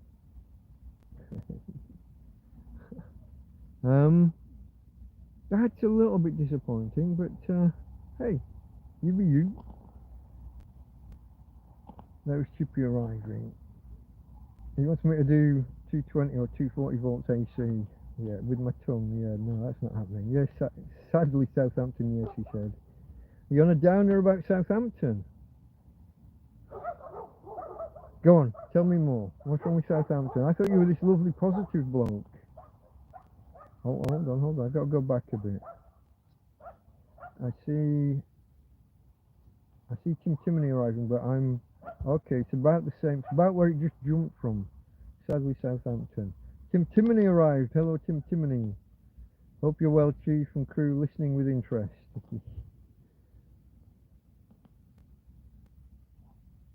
Okay.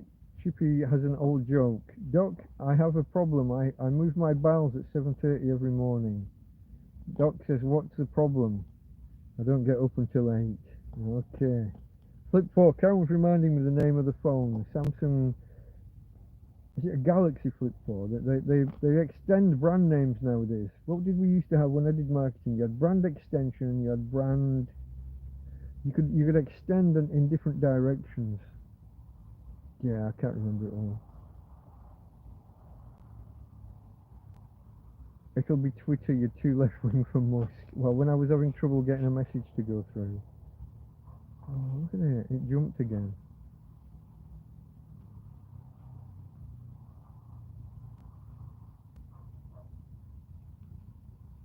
Wasps?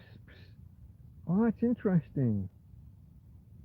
I don't see much in the way of bees, wasps, or hornets. Big black beetles. The occasional cicadas are stunning. Have you ever seen a cicada in flight? They look like a giant they're kind of a cross between a beetle and a fly. But the noise they can make. Now, did you notice it's just going dark? You heard all that, what, quarter of an hour ago, that background racket? If it was crickets, they would be starting now and they would be going all night. Cicadas shut up at dark or just after. There was a wall of noise before, and now they're silent. And also the flies are almost gone, I think. I certainly can't feel any. Well, I've just noticed some rubbish on the floor that shouldn't be on the floor from my food last night. I must have left it on the table and it's blown off. Whoa! Fly zapper between my legs. You've got to be a little bit careful. 50,000 volts to the nads wouldn't be too much fun. I don't believe I have had a sting. I've been stung by something at one point. I guess it might have been wasp shaped. But I don't... No, it's not a regular occurrence. You don't see much nowadays in the way of bees and wasps. I don't know if that's just Spain. I don't know if it's just this field. But we had the Great Colony Collapse disorder, didn't we? Bees are becoming kind of endangered, or were a little while ago. Did they ever decide what that was? Their theory was it was the what's the word? I'm going to say nicotinoid pesticides that were being used overly liberally.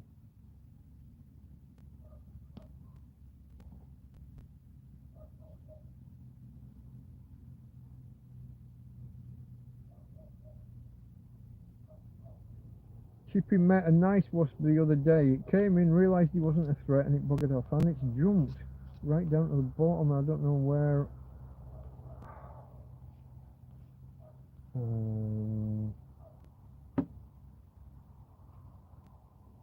Hold on. Whoa, don't call him Madge a traitor. Where are you going? Hold on, I've got to get some context.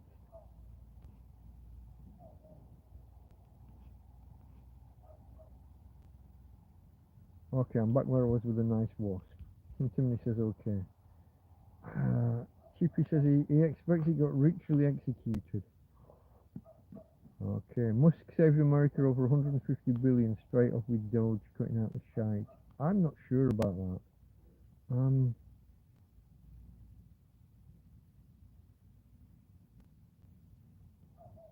Mike is beyond the engineer. He's a madcap genius. Who?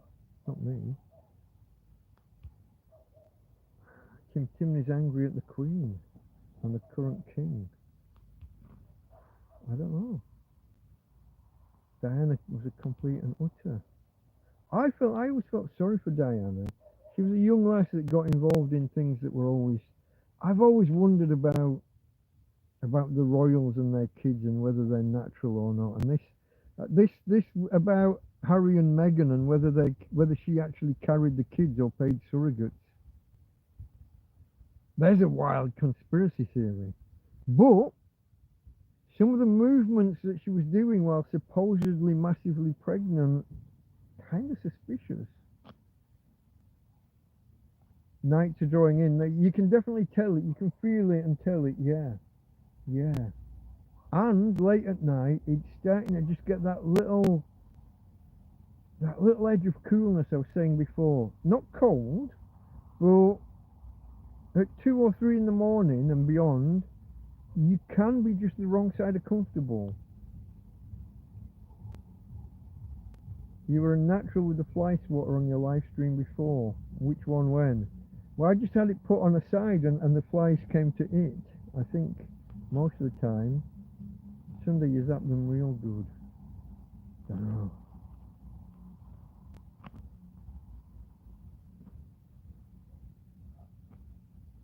England is okay, just why do you spell it with an I?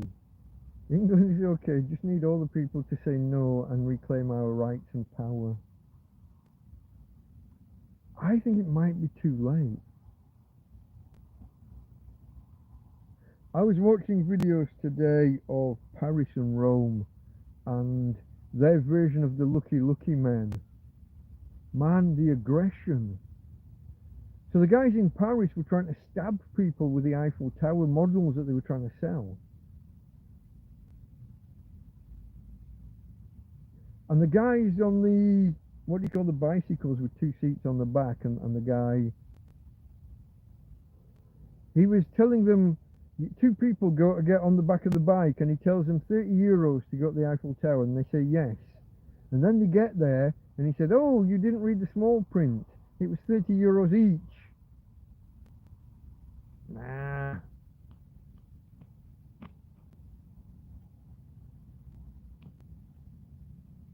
Ryan in Valencia, Westernor.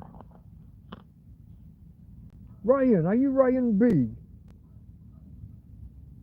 Are you the same Ryan that sent me a donation via, a few donations via PayPal? Is that you or just another Ryan?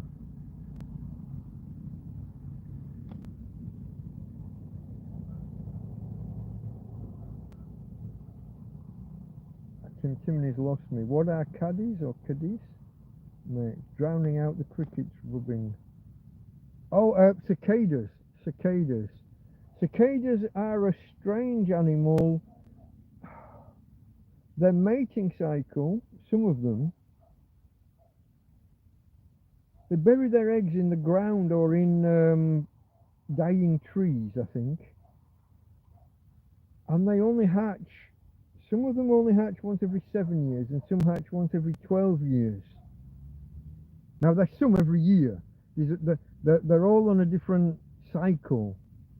But if the big batch that are coming out every 7 years coincides with the big batch coming out every 12 years, you get a monster year.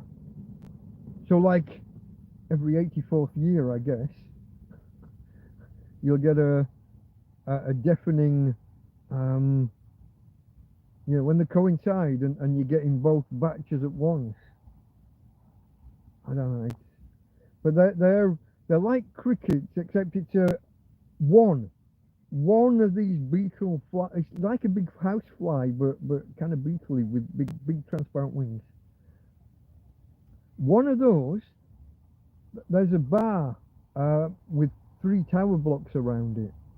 One cicada in that urbanization sounds like a fucking power tool. It sounds like a pneumatic drill going off. And once they start, they're continuous for multiple hours. It's just, and there's no pause for breath. Insects don't breathe like that. They absorb through they have these little holes in their body and absorb air, like fish's gills, but straight into the insect. So they don't have to pause for fucking breath. And it's just, honestly, it's like a drill or a power tool. And it can be 3, 4, 6 hours. Oh, marvellous, but bad. Drown out the crickets. There are no crickets, so I haven't heard any. Karen's just had a wasp nest. Here in Spain or back in Blighty? Oh, I'm amazed. This Tim Timney is a bit of a conspiracy theorist, it has to be said. I'm amazed Harry's children with Mega are beautiful gingers. Some gingers are good looking.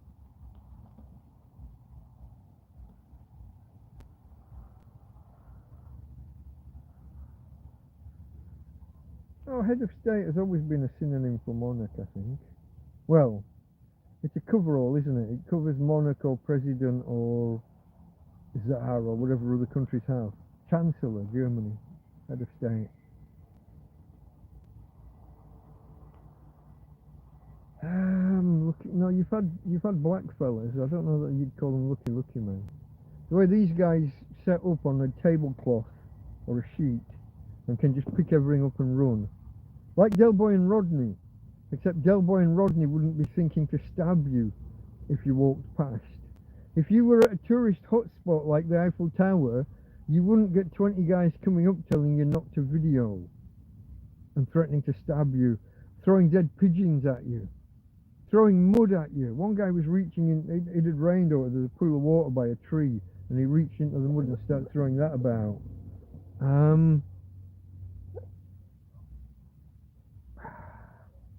And the police stood back and did nothing.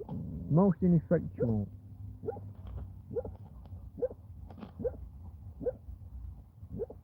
Okay, 1974, wasn't it, we joined the EU?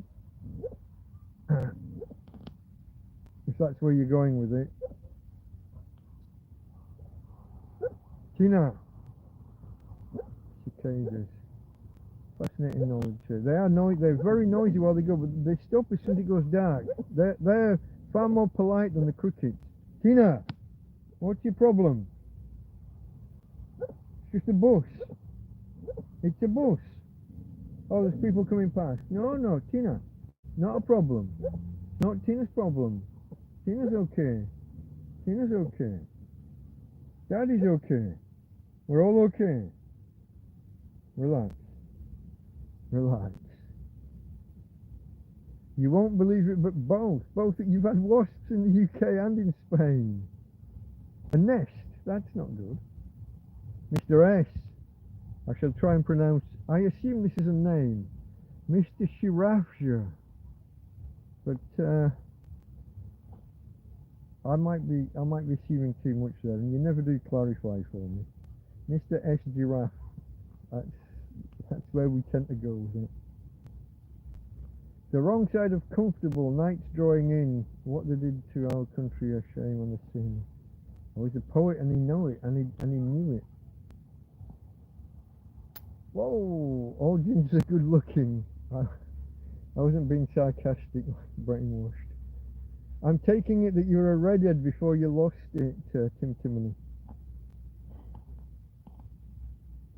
The sound is very muffled. I thought that when what did I listen back to? I listened back to Mondays after we cleared the... Now this has got to be a YouTube thing, because I recorded a video earlier today and the playback was fine. I did a test with an audio, with a sound app earlier, and it was fine.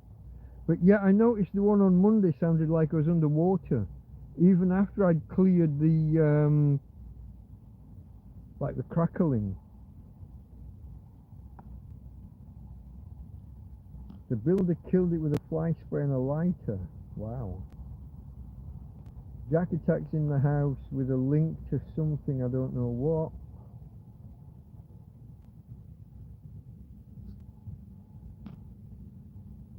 Fluffing the microphone? No, because when I do a video, a video outside of YouTube, it's not a problem.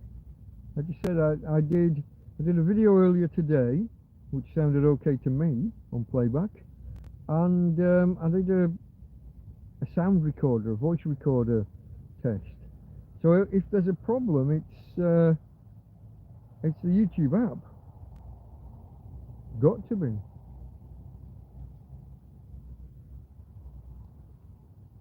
Pronunciation spot on. Shirafja. And you're in the Netherlands. Is it Amsterdam? Sound is very muffled.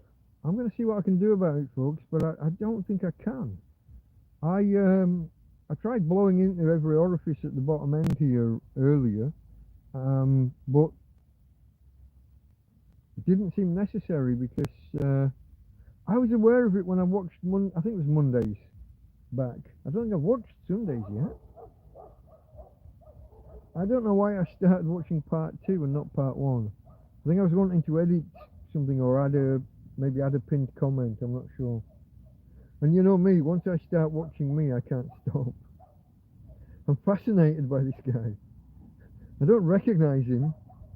If you'd have told me that I would be doing YouTube stuff and sitting here talking for 3¼ hours to a camera, or 5¼ hours, or 5½ hours like some of them have been, I would not have believed it. I still kind of can't believe it. This is why I watch me back with such fascination. I don't know, folks. It's not. I can try unplugging that. That's a cable that might be in the way, but I can't see how. I don't actually know which of the dots, which of the holes is the microphone. Forgot to click like. How dare you? Did you remember to switch from top chat to all messages? As far from Amsterdam as possible without leaving the country. Hold on. Have you named a place, or are you leaving it for me to guess? I'm going to guess Maastricht or Kerkrade. That's about as far away as you can get from Amsterdam, I think, while still being in the Netherlands. Mike is a significant orator of the minutes of life, or the minutiae, I guess that maybe should have been. Can chew the fat alone for days for our pleasure. I would like to think so, my friend. I would doubt that though. I've ended a couple of the hangouts because I ran out of things to say. Very close. You're right down the bottom end there. Oh, I had some friends go to a town, and they could literally, they're in the middle of the road, and literally the middle, like there's lanes going this way and lanes going that way, and in the middle there was a brick wall 3 bricks high, and that was the border, I think, between the Netherlands and, would it be Germany? And to cross you just literally, you just stepped over, you just crossed the road and stepped over this wall that was 3 bricks high, and you're in a different country. But the main road, it's not like there was 2 lanes on one side and 2 lanes on the other. The different lanes of the same road were in different countries. Fascinating. Where I can't remember where I was or why I was.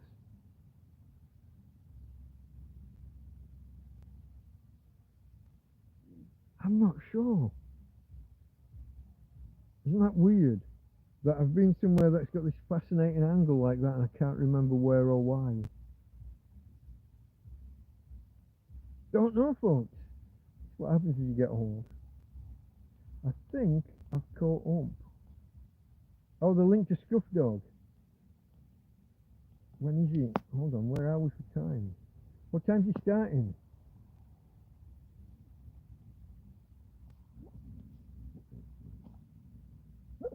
It's a link to Scruff, okay. Is he on already? If he's on, I'll get off. Hexogengraph. That's not a name that's going to mean anything to me. I don't know what that is. Hexogengraph. Hexogengraph? 40 minutes. He's on in 40 or he's been on for 40. Which way are we going? Whoa! I'm going to sit out here and have a few beers and make a coffee and maybe make some food. And I don't know which. If you started already, then I'll get off. On in 40, okay, so I'm not crossing streams with him. I see a ping. Someone sent me a app. Oh, Richard. Thank you. If you're here, because I can't always tie. I've muted my phone because somebody started instant messaging me at the start of the stream. UK Richie? Hold on. Oh, and that's gone. You didn't have to give up your anonymity if you didn't want, but thank you, my friend. That's greatly appreciated. Greatly appreciated. Thank you. But donations were supposed to go for the dog charity today. Am I me again? It's Chippy. Chippy's Martin again, isn't he? Do you do live chat together? I've never done a live stream with anybody else. I don't even know if I have the technology because I'm just doing it from my phone. There is a feature in there called Go Live with Someone Else. I've never used it, never tried it. The thing is, these guys, Big Clive and Scruff Dog, they're far more technical than me. I would be, and with either of them, I would be so far out of my depth. I got no idea what we would talk about in the end, folks. I don't know what I talk about here, for fuck's sake. Ask me what this channel is about. I guess I've got the marketing blurb that I've put together, haven't I? The successes, the failures, the other happenings in my life as a British tramp stranded abroad by circumstances. I guess if I was to summarise what the channel's about, I would say something like that. But as I've said before, it's slightly performative. The use of the word tramp.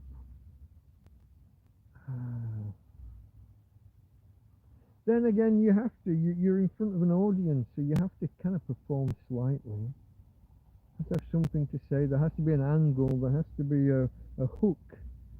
And have you noticed? Has anybody watched my subscriber numbers falling over the past couple of weeks? I think 4 times we were on the verge of hitting 1640, and 4 times we've dropped back down to 1635. I can't win, folks. I can't win. Let me see where we're at in chat. So UK Richie is the donor in PayPal. Thank you, my friend. That really is greatly appreciated.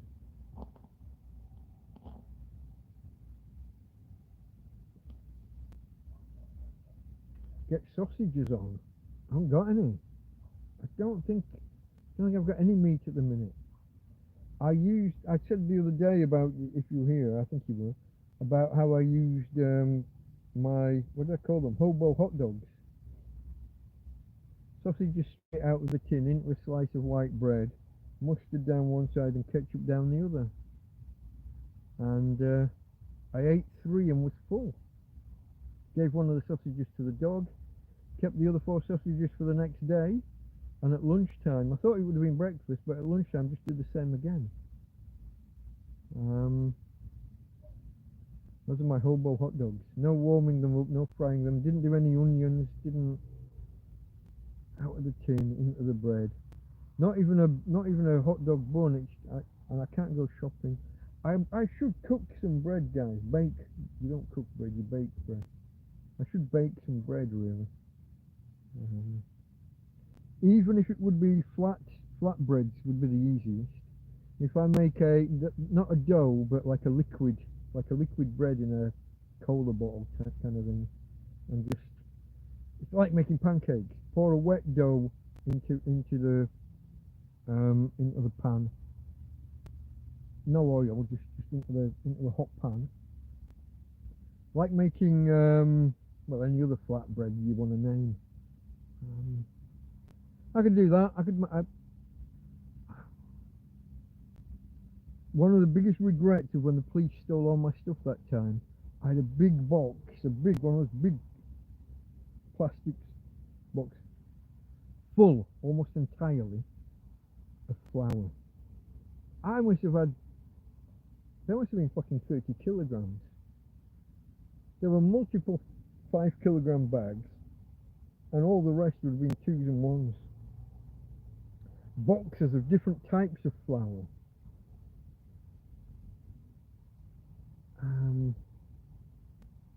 And I didn't realise that wasn't inside the tent at the time. So now I think I've got 1 half bag of flour. I'm not even sure where I put that. 1/2 kilogram kind of thing. And I've had it so long, who knows what's got inside it. And I don't have let's assume that ants or weevils or something have got in it. I don't have a sieve to get them out. I don't have any kind of measuring cup or weight scale anymore. Measuring cups just don't last. Measuring, the measured cup, what's the word I'm looking for? It's like a measuring jug with the markings on. And that's not really, for cooking, that's alright.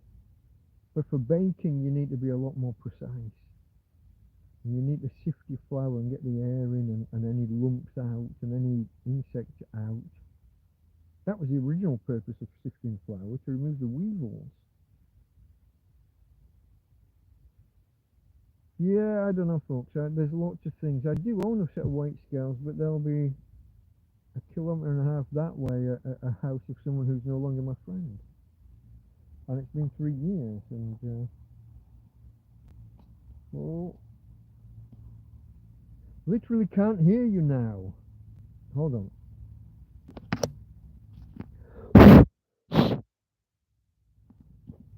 Has to be YouTube, folks. Other apps are fine. I did a video earlier today. Now, if you've watched my video earlier today, how was the audio? I had no idea, folks. Look at this, the numbers are picking up. I'm coming to an end and everyone starts arriving. What is this? What is it with you perverse bunch? I've been on for 3.5 hours and you all start coming in now. God love you. I don't understand you. But, I guess maybe when you hit 3 hours, maybe YouTube starts putting out the notifications a bit more. I don't know. How's audio? I'm going to jump from where I am, which is Chippy there telling me the audio's not good. I'm going to jump to the bottom. Audio on the video earlier was fine. Right, I'm going to go out. Always a risk. I'm going to go out and come back in. Let's try that. What's the easiest way of doing it? I will go to Messenger. Okay, folks. I have fireworks between my legs. Now, ladies. How are we for audio now that I'm back? Any different? It's the YouTube app for that crackling only in YouTube. That underwater muddiness the other day. Still sounds like you're under a blanket. What would be different about YouTube versus like the normal camera app? Same. I don't know what to say, guys. I don't want to start poking and prodding in sensitive areas. I assume the microphone is the tiny single dot, the tiny single hole. If I stick a pin in there and start dicking about with it, but it's fine in other apps. The first part of the stream has good audio. So what changed? It's not the phone. It's YouTube. Or the operating system. But I'm thinking YouTube because everything else is fine. I can try speaking up. We're going to end soon anyway, folks. I've finished. This isn't a hangout. This was a TrampCast proper to detail the happenings of the week ending July the 20th, 2025. So we are about done. This is just us hanging on. I guess if it's not good for anybody, if the sound quality is bad, we might as well.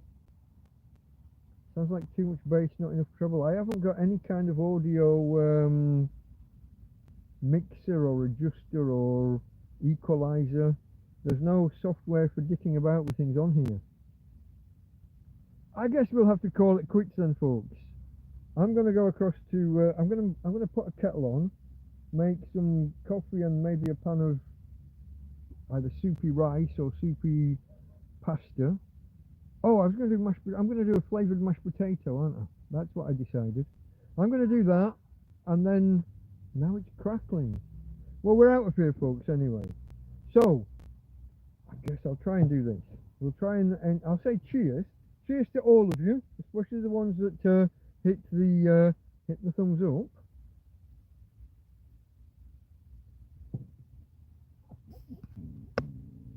Can't be anything in the mic hole because it was good. It was good earlier with the other video. Okay, folks, I'm going to do this in the tradition of the channel. If I can find the buttons, she's over there. From Tina, and from me, Delta Mike. I've got to wave my finger in front of the fucking camera now. Out. Catch you later, folks. See you at Scrum.